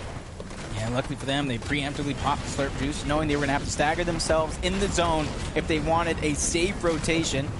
Still yet to make it there, but you see them going up a few layers before that is going to be a possibility. High ground still being held by Avib and Skittles. Contested for a short moment before they immediately drop back down. Rise users, they're trying to gain this beast control. They have another team towards the low ground. They're trying to make it a focus. They're trying to stay ahead of them as well. Block off their path. Give them no way to go but out.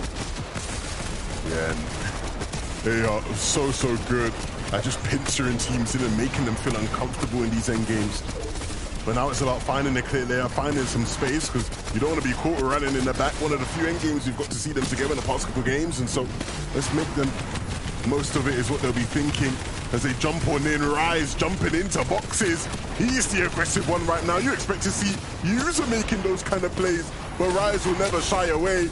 And again, running back into the zone, wrapping around where they can. Yeah, truly showing that both of these players are a jack of all trades. They just play into their specialty, and it didn't work last game, but Kanata and Azers try again. They have the high ground for now, but can they hold on to it to the very end? Rise being forced back, trying to aid User. They're both getting backed up. Multiple shots coming in from different angles, but he makes the smart play to disengage, stay ahead of all this madness. You don't want to fall behind the curve, especially with the zone moving up the mountain. You can see them now focusing their attention to these players in the back. Big shots from Rise, trying to connect with more. But he has to wait a moment. Now jumping up, players falling down. Both these players getting split for a moment. Rise, you need to use the med miss, not Big Pot, my friend. And make his way back forward. Users claiming space, and so when Rise does eventually get back into the zone, if he can get back into the zone, there will be a tarp waiting for him. And he needs to try and dodge these players, but he doesn't want to dodge anything. He wants to just fight, and fight is what he'll do. Convict gets taken out by Rise. And I might not be the last player to fall down at his hands. User finally falls. They weren't able to get to each other, and that really did cost him. But now it's up to Rise to continue these solo heroics. Yeah, win or lose, Rise has dealt so much damage to the leaderboard, but Kanata and Agers, it's their chance to shine, their chance to rise up the leaderboard to 2v2, and they have every advantage in the book, including all the heals. But Agers, he's playing it slow, he's out of materials, the Breacher coming out from Kanata, trying to cause destruction, cause some confusion, not let Bryce and Chubbs know exactly where they're coming from, as Kanata once again staying ahead of the zone. The heals, very, very minimal, if any at all, so it's now or never. You have to finish the fight. Chubbs gets dropped, so does Bryce. Kanata and Agers, toe-to-toe, they take the game. I said I wanted to see the signature win from them today, and they gave it to me in game number 5. Jacob, these guys have been so consistent throughout the day. No other team has really been as consistent as these guys when it comes to making it to end games. But finally, securing the victory royale and doing it in emphatic fashion as well. Look at some of these shots Agers was hitting from above. Yeah, it's huge for them to be able to take this game in the fashion that they did, because we saw Baka and Pars go down. We saw a lot of solo play. They started the game in 4th place at 172 points. This is a huge moment of opportunity for them to possibly get 2nd or even 1st, because you got to also take note, Rise and User also stayed to the very end of that game. With the leaderboard this close, who knows who's on top? Yeah, look, I really want to know who's on top. So I'm going to send it to the analyst to quickly break it all down so we can see that leaderboard and see who's on top. Thank you guys so much. Game number 5 is all done. And after game number 1, Agers and Kanata, they said 2nd place was not good enough. We would like to add a victory royale to the day and come back here in game number 5 to lock it down. And with 8 eliminations. They want that 1st place spot, Vivid. They are saying this is our day. We need to push it. We need to treat this like a grand finals coming up, because we have to make sure we're going to globals. You said it, they want that 1st place spot, but 1st place spot will be the question. Who actually is going to find themselves up on top? But Kanata and Agers found themselves on top of the lobby this game, and finally we see them on height with enough materials to kind of survive throughout the rest of the lobby, apply enough pressure to deny access to anybody trying to contend it, because I feel like every single time we tune into them, in whatever endgame they were in, they were kind of looking towards high ground, or they had it at one point during the game.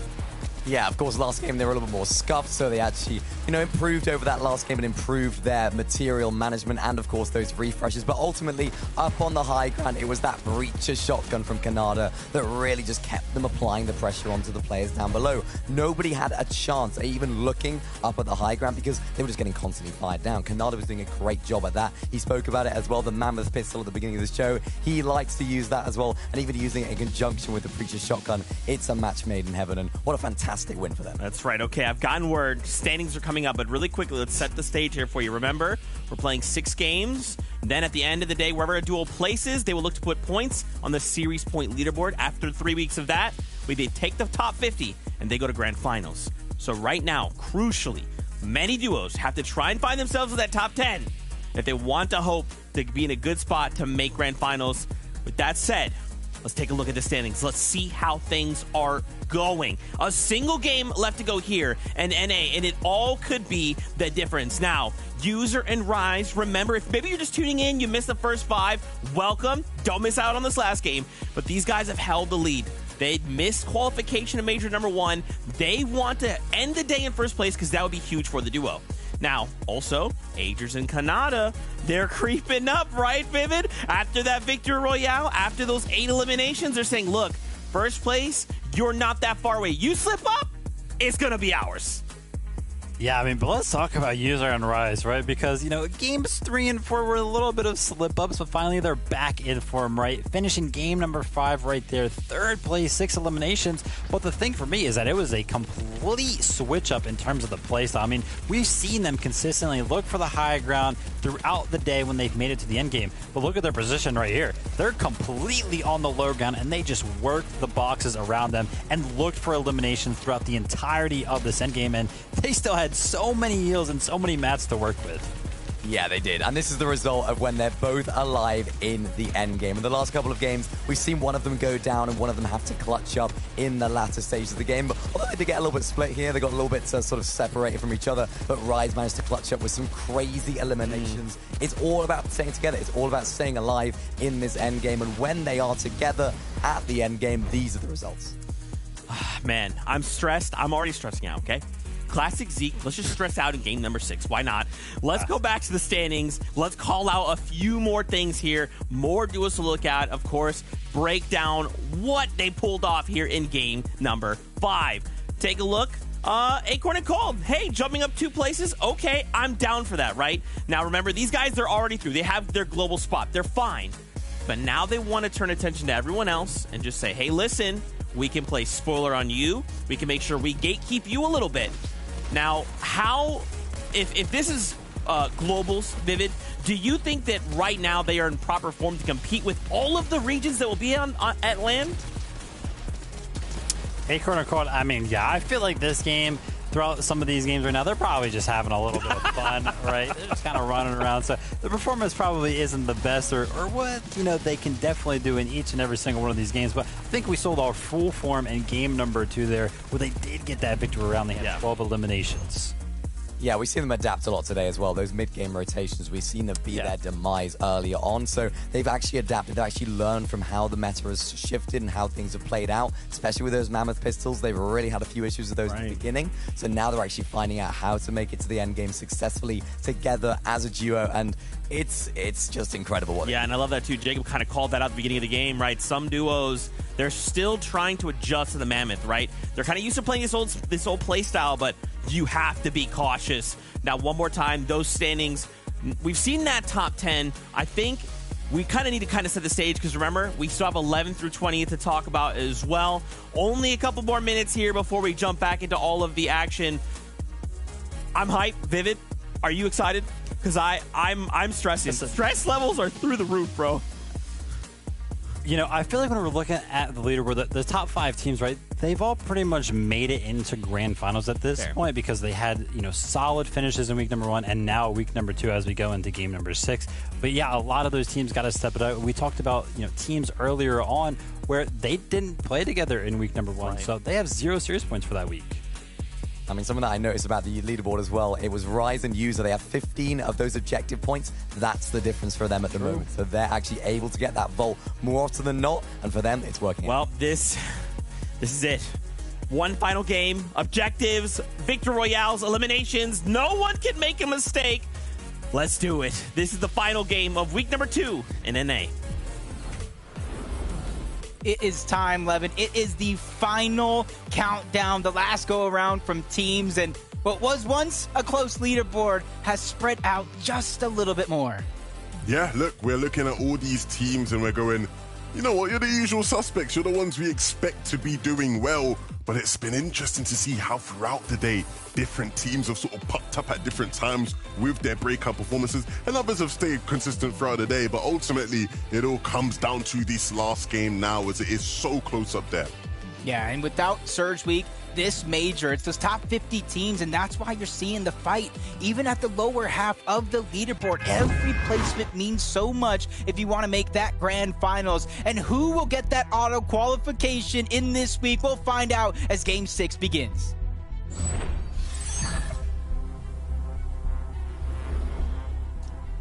The final chance to lock in your series points before we head into the last week of qualifiers.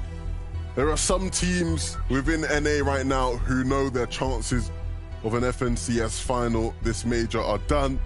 There are a lot of teams in this lobby who know that they will be playing in the grand finals as long as this last game isn't completely shambolic. And for Ryzen User, they finally have warded off the console team that has been contesting them all day long. And so it won't be 6-0 off spawn. It will just be 5, as that sick fight won't even happen. But I guess you can attribute this win to them, right? They've pushed them out of the way, Jacob. And so maybe we'll just say it's been 6-0 off spawn just for that reason.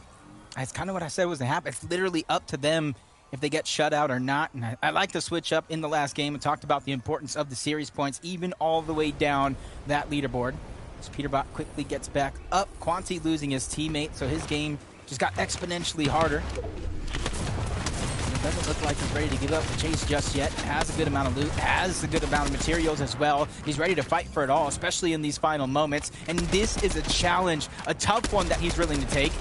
Larson and Peterbot trying to stabilize themselves here in this position. We see them just holding on to their pieces. Peterbot popping a couple minis to get the shield back up, and that's not going to stop Quanti from dropping down low, changing targets. That might have been a mistake, but both of them are weak. Larson peeks back through. He gets the knock onto one. Can he get the siphon? That is so important with Peterbot getting back down little by little. He gets it to come through, and Quanti with the clutch! That is what you want to see from Quanti.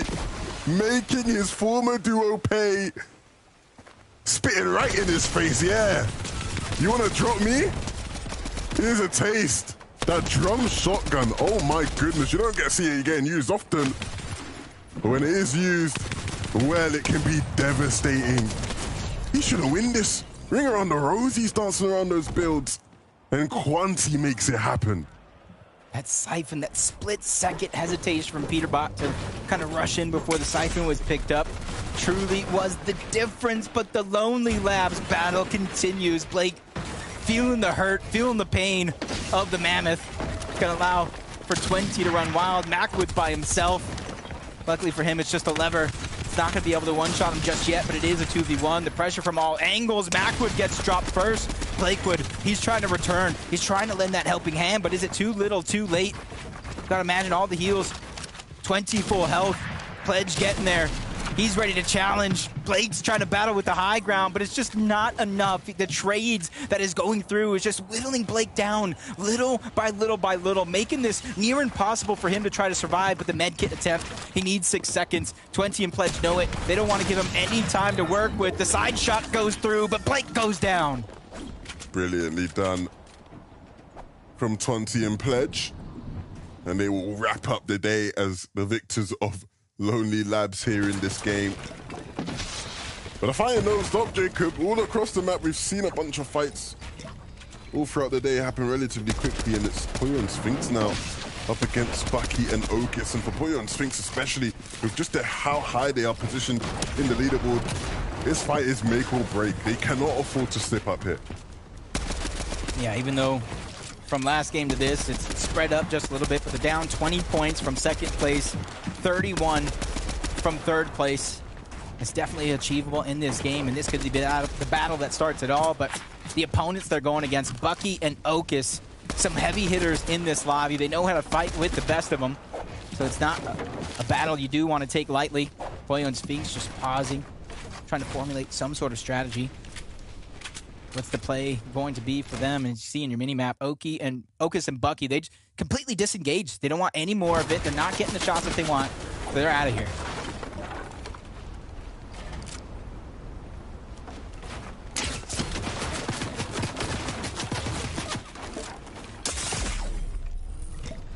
Ooh. Ready for that peek. It's like he warmed him up for it. Peppered him, begging him to shoot back, and as soon as he does, just a massive haymaker of a shot. And those are the risky scenarios you end up in when going up against the Mammoth.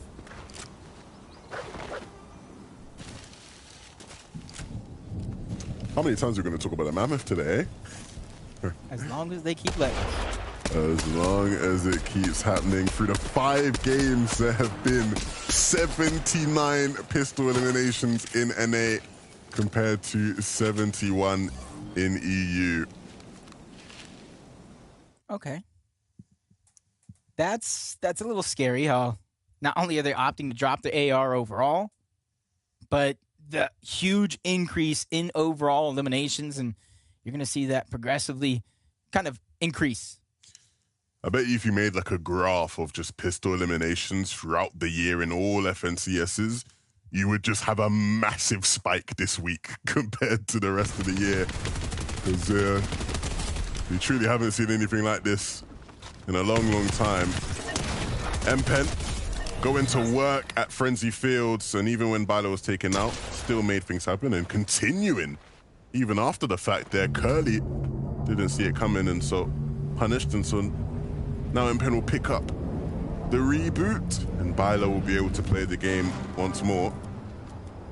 Impen and Bilo, they need to get as many points as possible. They need to follow it up with a week 3 performance as well, and that's just kind of the dangers that the format gives out to some of these players. There's no chance for mistakes, no safety net in Surge Week. You don't get top 50. It's as simple as you don't make grand finals. But over to Rise and User, who've taken first place back after that game 5, lasting long into the end game overall, even though they didn't end up victorious. It's all about consistency over 6 games. You can see them chopping down the tree. We talked about their surge plan and how they get it very, very early on. They don't rotate far off of their drop splat to get everything that they need for their game.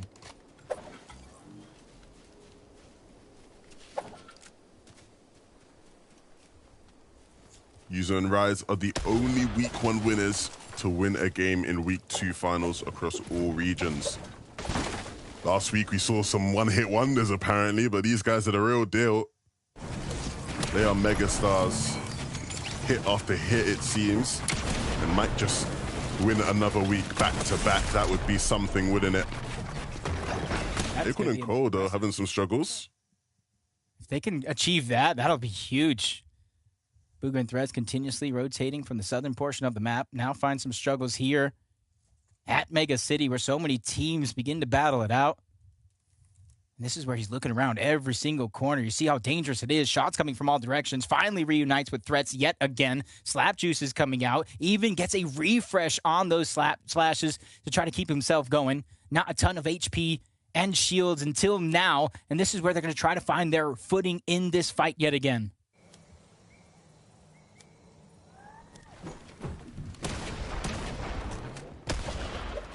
Pars and Baka, another one of those teams vying for the first place sweepstakes. Almost a nice piece control there from Pars if he was able to box him in. But it doesn't matter because the LM will still come anyway. Bryce will fall. That Mammoth upgrade. That's scary. Grabs him on his ankles, make sure he doesn't escape the box. Now gets a huge upgrade. Pars feeling comfortable now that he has his teammate back. But second place here. Agers and Kanata, they've been doing consistent work throughout the day to get to this point. 2 different games they battled for high ground. Only one of them they were able to pick up the VR, but it shows their consistency to go for that high ground. Battle offers, they're trying to push that team back. They built themselves a long tunnel. OMG Me Too might have got into the wrong box. There's where Kanata's building even more real estate. And this is where it's going to get dangerous for OMG Me Too and Pal. Paper's on the other side. A lot of players in close proximity with the potential third party as Kanata gets all that loot he was looking for in the first place.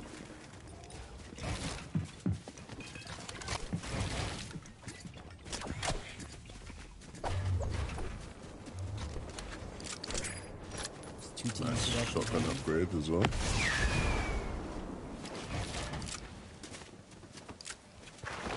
Even leaves back a good shotgun there for a moment. So if anybody goes, because you see a lot of players go into these boxes where they know caches were kind of boxed up on and they try to scavenge together. If anybody goes into that box, they're going to find at least some treasures that were left behind. And you can tell by Kanata and Age's rotation trying to go towards the south. The zone might be trying to center up, which is kind of good for a lot of the teams that are on the outskirts. As Bolt and Thork, they're getting a weapon cache of their own. Everybody at this stage in the game, as third zone does appear, that's when the caches spawn, and that's where teams like to use different tactics, from the mud to augment combinations to the rifts, to try to get there as quick as possible, box up, and just try to push these teams far out and not let them contest it.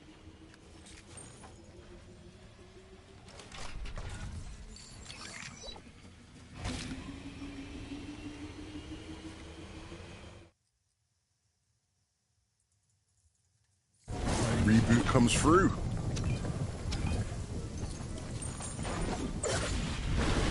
It's impressive the amount of times we've actually seen either Cold or Acorn get rebooted in these games and still end up with a top placement.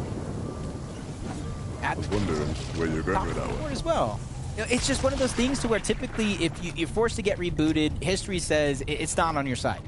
You know, and I'm not going up against history.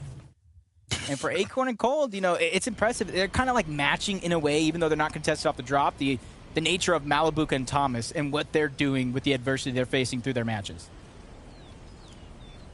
I would still be concerned at the amount of times they're having to be rebooted.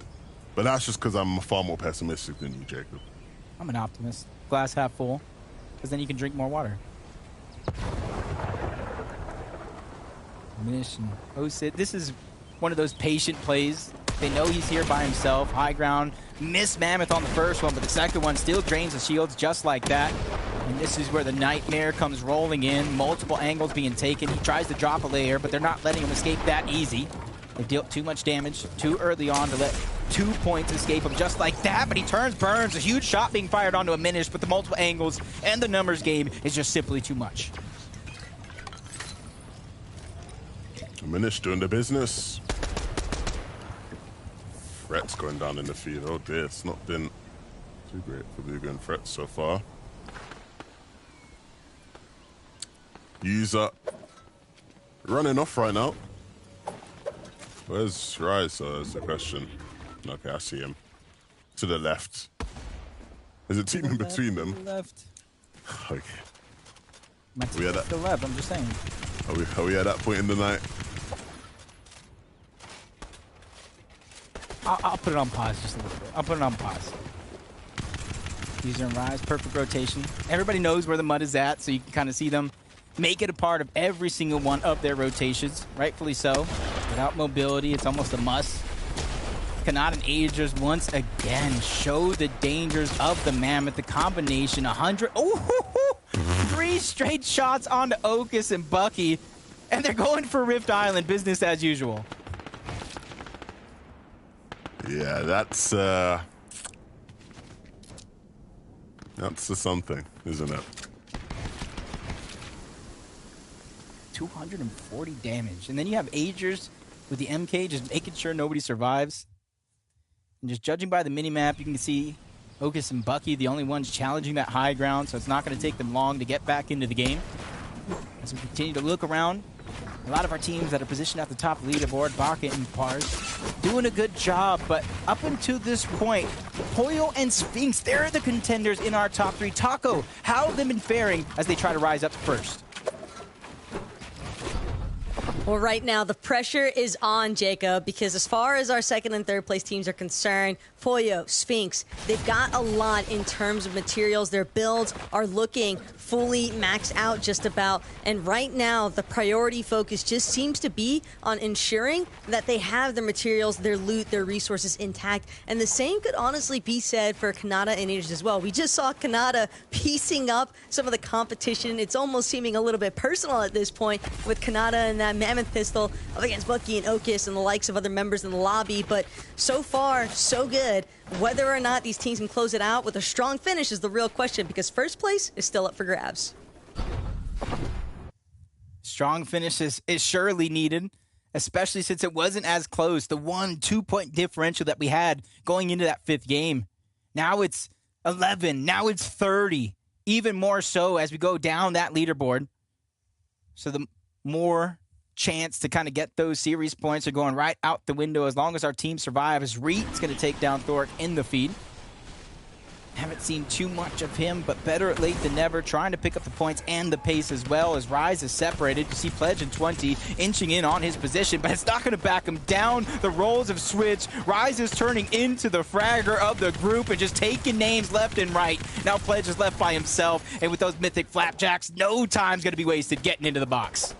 Yeah, I've said it many times, man. That mythic flapjack, like when you are forcing your way into box with that, it is just devastating, man. Absolutely devastating. Reet and Ritual. There's a bit of a pickle here.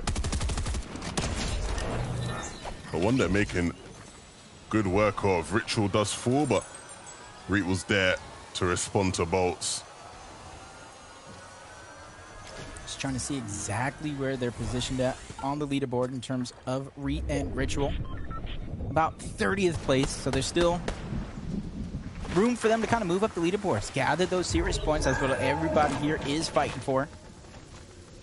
Some more than others in terms of total quantity. Some players here on the day are fighting for that qualification here in week 2 due to the amount of series points they've been able to get in week number 1, but Cold in the feed is going to get dropped.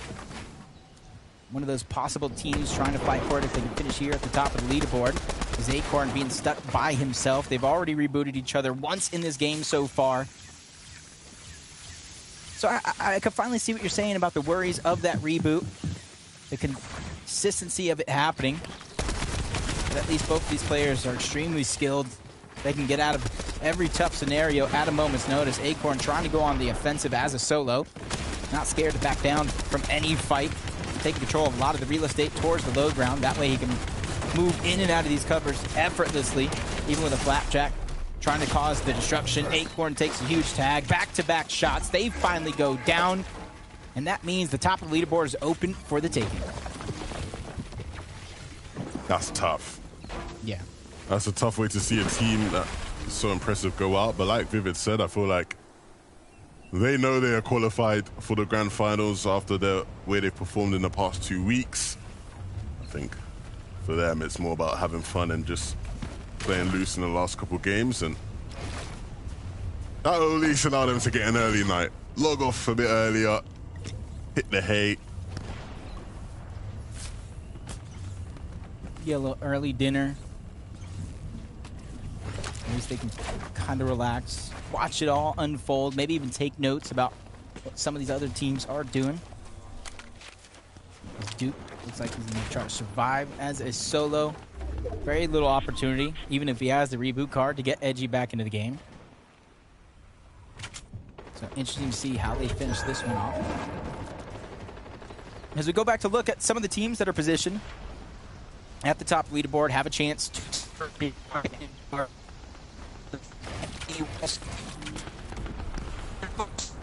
us all proud. That's why I keep mentioning it. A lot of people didn't give him a ton of credit going to this. A lot of people didn't think the region could compete at the highest level, but I think there's a bunch of names that are consistently proving people wrong, and this is one of those teams.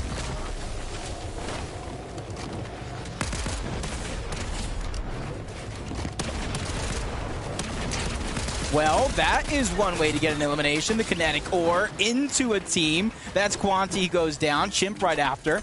It actually gets stolen away. It looked like Baka and Pars were going to get one, but Defiable with well-placed shots steals away those points. Unfortunately, all the loot is still going to go over to Baka and Pars and help their game as we're one team away from those placement points beginning to set in. One team away, that's all it takes. And from there on out, every single thing you do is so crucial to allowing you to secure more and more of those placement points, right? Every one of these teams trying to outlast each other, and we know it's difficult.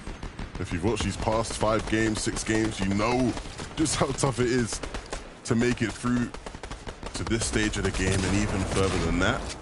Frets and Booga had a bit of a hiccup along the way to get to this point, but nevertheless, still looking very strong right now. Way above on Surge, a ridiculous amount above on Surge, and plenty of loot to boot. Canada. Some nice shots being hit back to back. Go on, give us a third. Give us a third. One more. Give us the hat trick. So he's not only looking at players who are shooting, he's looking in the directions in which they're shooting at, and that's how he's able to find these cheeky shots. One of the furthest teams to zone already, and they waste no time trying to get there. The only other team making this quick rotation on the other side is going to be Okus and Bucky. And they're already positioning themselves on the side of that mountain. They're the gatekeepers for the rest of the lobby. With so many players rotating this direction, they have so much flexibility, options, and who they want to target. It makes it where there might be a chance for somebody to sneak on by if the zone opens up. Think some Poyo. No problems whatsoever. Never in doubt when it comes to getting to end games.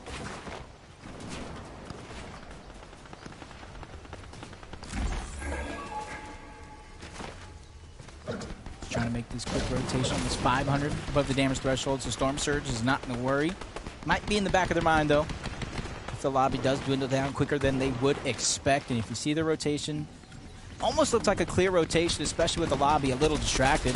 Even with Agers going down, he gets taken down by Defiable. Kanata is weak, so he's going to have to stabilize himself. No peeking for you as Pollo and Sphinx find themselves a little crevice on the edge of zone with some height. I like the position in which they're at, but now Kanata by himself. We talked about Agers just going down in the feed. If he wants to take first, he definitely has a mountain to climb, especially with Rise and User still at the top of the leaderboard. Where will that first move in zone pool is the question. And how will Kanata respond all the way to the south threats? He's lost Boogas. I was talking about how stacked they were in terms of their loot and everything they had. And that's quickly all dwindled away. No materials really left and no teammate left for threats. Kanata lining up another shot, potentially will pass peek out. No. Oh dear, the timing. Tagged up. High ground. That's a huge amount of damage at a position he doesn't want to be in, but almost a nice shot. 150 straight to the dome of Bucky. That's not going to stop him. They're able to get the Siphon right back up with now all the mats, but the first semblance of the high ground goes on over to Baka and Pars. They're a team that has a chance to win the entirety of Week 2 if they're able to hold on. But ninth zone, we've seen it happen already in so many games today. It gets taken away because ninth zone might be a little too early. Baka and Pars trying to close this game out in a way that they definitely know how to. We've seen them do it. User and Rise. We've not seen them soar in the skies of high ground. But to be fair, if you know Rise, he has always preferred to play down low. And so now they'll start to look up at some of those teams. Anyone that really looks weak, anyone that looks vulnerable, as they continue moving through these zones. Yeah, they're trying to remain on the front side of the zone. They're trying to remain ahead of everybody else.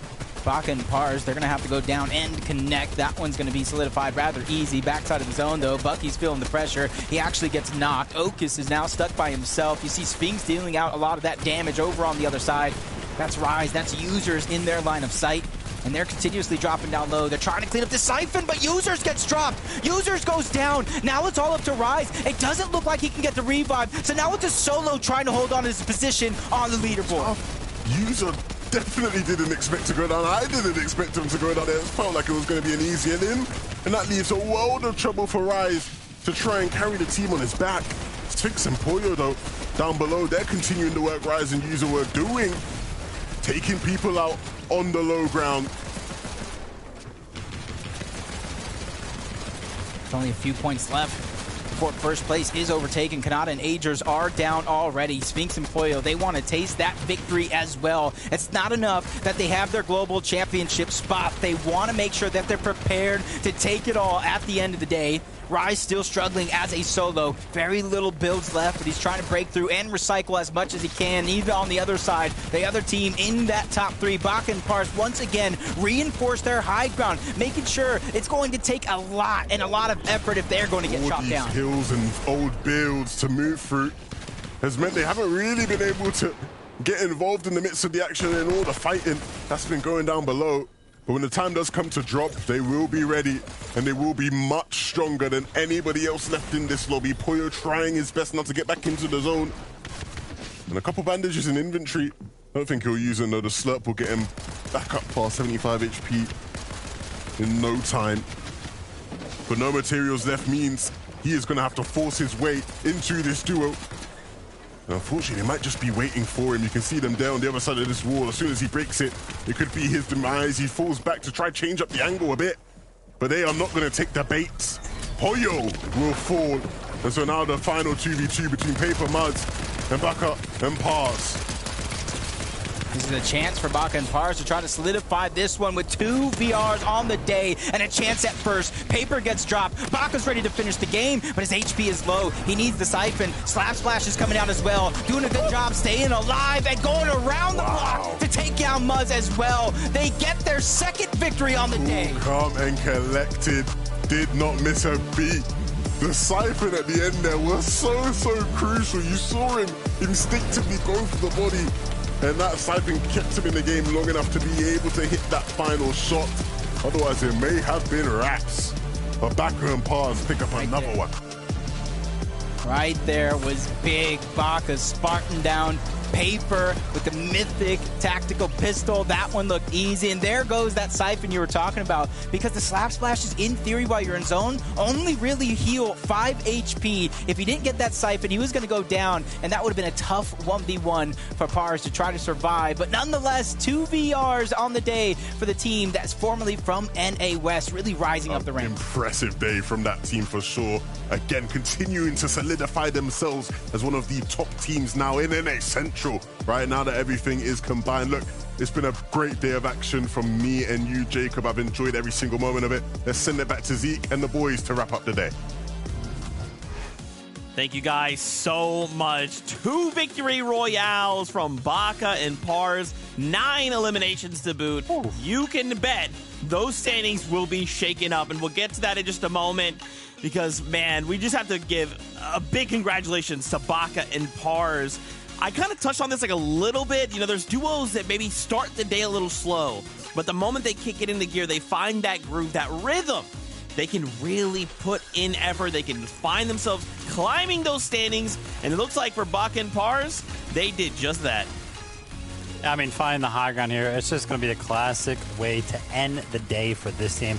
And their match history is kind of insane. I mean, they got a 42nd place and a 32nd place in games 2 and 5. But when they made it into the end game, they did not place outside of top 5. So if they could, fix up those little mistakes they made in those 2 games, oh my gosh, this is a team to watch.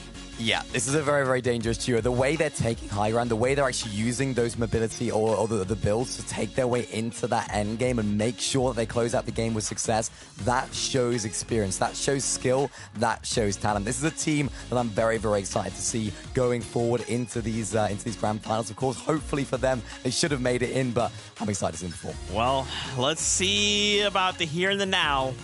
Let's take a look at those standings. Let's see how things were going. Now, we know Baka and Pars were in 4th place going into that game. They will climb up a single spot. However, User rise. Now, in case you know, User is Iamzo, but for the purpose of this, we'll call him User for now. They have held down that #1 spot, only getting dethroned, I believe, 1 time, Vivid. But, man, to end the day, remember, this is a duo that missed qualifying for Globals in a major #1. So they need to make it to grand finals, and they still need to punch that ticket to Globals. We can talk about today as much as we really want because the performance was outstanding. And, we can see that on the leaderboard. They got 1st place. But let's talk about the overall. I mean, you win week 1 and week 2 of these weekly finals. And then, coming in, we talked about how strong we thought this duo was going to do. But then there were some question marks, right? Oh, they're going to be contested all spawn. How's that going to fare? 5-0, Mini? I mean, 6-0. I'm going to give him 6-0. Okay. Why not? Enjoy it. Because that has just answered all of our questions. As you said, we had a few questions about can they actually survive? Can they actually manage when there's a team contesting them? And I mean, so far, that's not a bad showing, is it? Coming 1st place in both weeks, while contested and uncontested. Today, I think we just saw their strategy perfectly played out. We broke it down at the beginning of the show. They've done it game after game. Of course, there was a couple of games where they had a little bit of an unfavorable situation. One of them was left as a solo in the end game. So they need to fix those. They need to fix those situations, those problems. But I have no doubts this is a duo that we'll be seeing in the Global Championships because the way they're playing... I guess my question is, Castle Split, is it theirs? Is that it? Is it theirs? Is no one else wanting to compete? Because as these performances have shown, the answer should probably be no, but we'll have to see if another duo wants to step up and say, listen, we're not going to let you have that for free. We kind of come back to the standings here. Pollo and Sphinx, they actually already are through to Globals, but they're still looking to make it to grand finals. They still want to push the envelope and really treat it like they are already there, right? If they can continue to sharpen themselves when they have to go up against the other 5 regions at Globals, they want to be ready, Vivid. Yeah, and I mean, I talked about the consistency of Baka and Pars when they actually made it into the end game, and you know, Polo and Sphinx had an incredible average placement of just 9 throughout the day, which was actually only beaten out by Iamzo and Rise. So they were very, very consistently making it into the later parts of the game, and that's really good to see in these weekly finals. I mean, when they're making it into top 10, they're getting a third, a first, and a second. So, I mean, they've just completed it in the end game, which is great to see. We just need to see them make those end games a little bit more consistently. Of course, the 3 games that they had that weren't quite as favorable, that weren't inside of that top 10, they just struggled to get those crucial refreshes that they couldn't, of course, use going into that top 10. So, a few little mistakes, a few little things to tweak, and this is definitely a duo that I'm excited to see. I love it. And, of course, I wanted to highlight our duo in 4th place there. It is Kanata and Agers. We began the day with an interview with Kanata. And of course, Kanata, in case you know, he's a pretty confident guy, but he has the skill to back that confidence. Look at these disgusting headshots with a mammoth pistol. He said, and I quote, "If I'm pretty good with it. So if I get it, I'm sure I'm going to land some big hits." And sure enough, we saw it time and time again today. Yeah, I mean, we highlighted Thomas over on EU, and I feel like Kanata is going to be the highlight of the day when it comes to the Mammoth pistol because, I mean, these shots, you could just see it in the Storm Surge damage alone. I mean, 1,200 above with only 1 elimination. It's all Kanata. But he's only pretty good, by his own words. He's only, I mean, bro, if that's pretty good, I don't know what amazing is because he is showing his aim is top notch right now, and they're making it to those end games well. I'm excited to see if they can continue that, of course, as well, because they had a few hiccups today going into the end game, but this is a duo that are coming back to their prime, and I'm excited to see it. What a fantastic day of showing here in NA. But it is that time. We have an interview lined up for all of you at home. That's right. We're going to get to talk to the man of the hour. It is none other than User, a.k.a. Iamzo. Now, Iamzo, I feel like we should just hang out at this point. I feel like we talk so much. Like we're just friends now. Yeah, just winning so much. I guess that's all you know how to do, huh? It's just win them all. Well, congratulations. I don't know for how many times this is racked up at this point. Does this feel any different? Are you just like, another day at the office? Or are you like, nah, this feels good to get this win? It definitely feels good to get this win because we were actually conned all 6 games and we 6-0'd them, so it definitely feels good to win all conned. Yeah, that was a big switch up for you guys this week, of course, being conned. But speaking about the 6 games themselves, I saw you guys going for higher ground focus in games 1 and 2, but then towards the later half, it seemed like you guys liked the low ground. Was that something you guys decided to do on the fly, or was that like a planned thing? We had like a plan going into each game, but the first 2 games we were able to play high, and then the last games, like we obviously went lower layers. That's great to hear. Now, of course, game 3 and 4, you guys didn't quite have the best games. What happened? Talk me through, of course. I think it was one of you guys left as a solo in both of those games. What went wrong? What are you going to try and fix for next week? To be honest, those 2 like dud games, it was like that was a small mistake that shouldn't have happened, to be honest. But yeah, we know our mistake. I see. So, okay, let's talk about Global Championships. You guys had just missed out by a single placement. And now you can just tell that fire is lit. You guys are ready to push yourselves to the very limits. Right now, if you were to just go to Globals, let's say Globals was tomorrow, do you feel like you guys are ready to take on these other regions on a LAN setting? Or is there maybe just a couple things you guys feel like you want to shore up before you go that far? Globals tomorrow, I definitely think we could win. Yeah. He's like, yeah, Iamzo is a man of few words. Hey, listen, I appreciate the confidence, and you again, you're just one of the best. That's why that's why you have these conversations so often. Iamzo, if there's fans out there who are seeing this for the first time, they're like, this guy is cracked. Where can they find you? My Twitter is just Iamzo1. Yeah, that's where you could find me. Fantastic. Well, hey, man, huge congratulations again. I don't know how many more this makes. I'm sure we'll talk again in the near future. And, of course, we look forward to seeing you next week for week number 3. Thank you. Iamzo, again, he's a man of few words, but just check the skill, check the math, check the data, and see who's in that number 1 spot. Iamzo and Rise are a fearsome duo indeed. Man, guys, I'm just excited, I think, for week number 3. My question becomes, can they keep this momentum going forward? Yeah, I mean, I feel like they really only got better this week. You know, the biggest hurdle from week 1 to week 2 is the fact that they were contested this week, and that was literally no problem. So Right. I don't see why they couldn't take home week 3. I'm a little bit nervous as to whether other teams that did contest them or are planning on contesting them maybe might try and find a way around their drop spot strategy. So maybe we'll see a few changes going into next week. It's something definitely to keep your eye on. Absolutely. Well, that is pretty much it for us this week. I know we want to watch more Fortnite, talk more Fortnite, see crazy headshots, but that is it for the weekend. When are we back? It is next weekend, major 3, week 3. There we go. Couple key things here, okay? So obviously next weekend we'll be back with EU and NA. Grand Finals, though, August 12th and 13th. Make sure you don't miss out on that. That is going to be an initial couple spots there going to Global Championships. If duos can place high, they can claim those spots. They're good to go. Next stop is Globals. However, that next key date, August 20th, this is the last chance major. And just as the name suggests, this will be the final opportunity to earn spots at the Global Championships. We'll discuss more of that when the time comes. But for right now, we pretty much have to say goodbye. And speaking of Globals, don't forget, tickets are still available. So if you want to go, check this out. This is the Global Championship. The best players in the world all battling it out.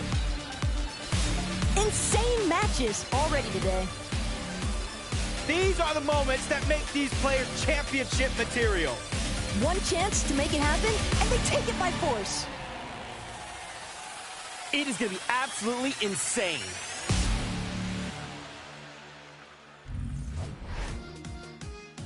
Global Championships not that far away. We hope to see you guys there because it is going to be absolutely insane.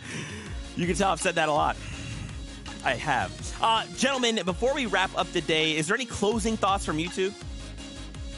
NA was really, really fun. I mean, the weekend overall was really, really fun. We saw some crazy highlights. I feel like NA adapted to the hype meta. I saw a lot more takes. And, you know, overall, thanks to everybody hanging out with us. And shout out to Minnie for pushing through that voice of yours. Yeah, we just about got through. Just about. But, of course, I was really impressed with a lot of these teams today. Some of our top-tier teams. I mean, some of the plays have been crazy. The Mammoth plays have been unbelievable as well. A lot of the times, I was left speechless. Literally. Well, he did it. Fortnite fam, thank you guys so much. This is not possible without all of you, so we appreciate y'all hanging out, watching these games, getting hype with us. We truly appreciate it. Of course, big shout outs to our casters, 11-2K, Jacob PR, our mid-game analyst, the best Taco, these guys, Vivid and Mini Miner. And don't forget, we are back next week with more action from the FNCS. Don't forget, Legends Landing, Terminator, all up in the Fortnite games. So make sure you check all of those out. Until next time, we hope you have a fantastic week. We love you. Keep yourself safe. And we'll see you on that Battle Bus.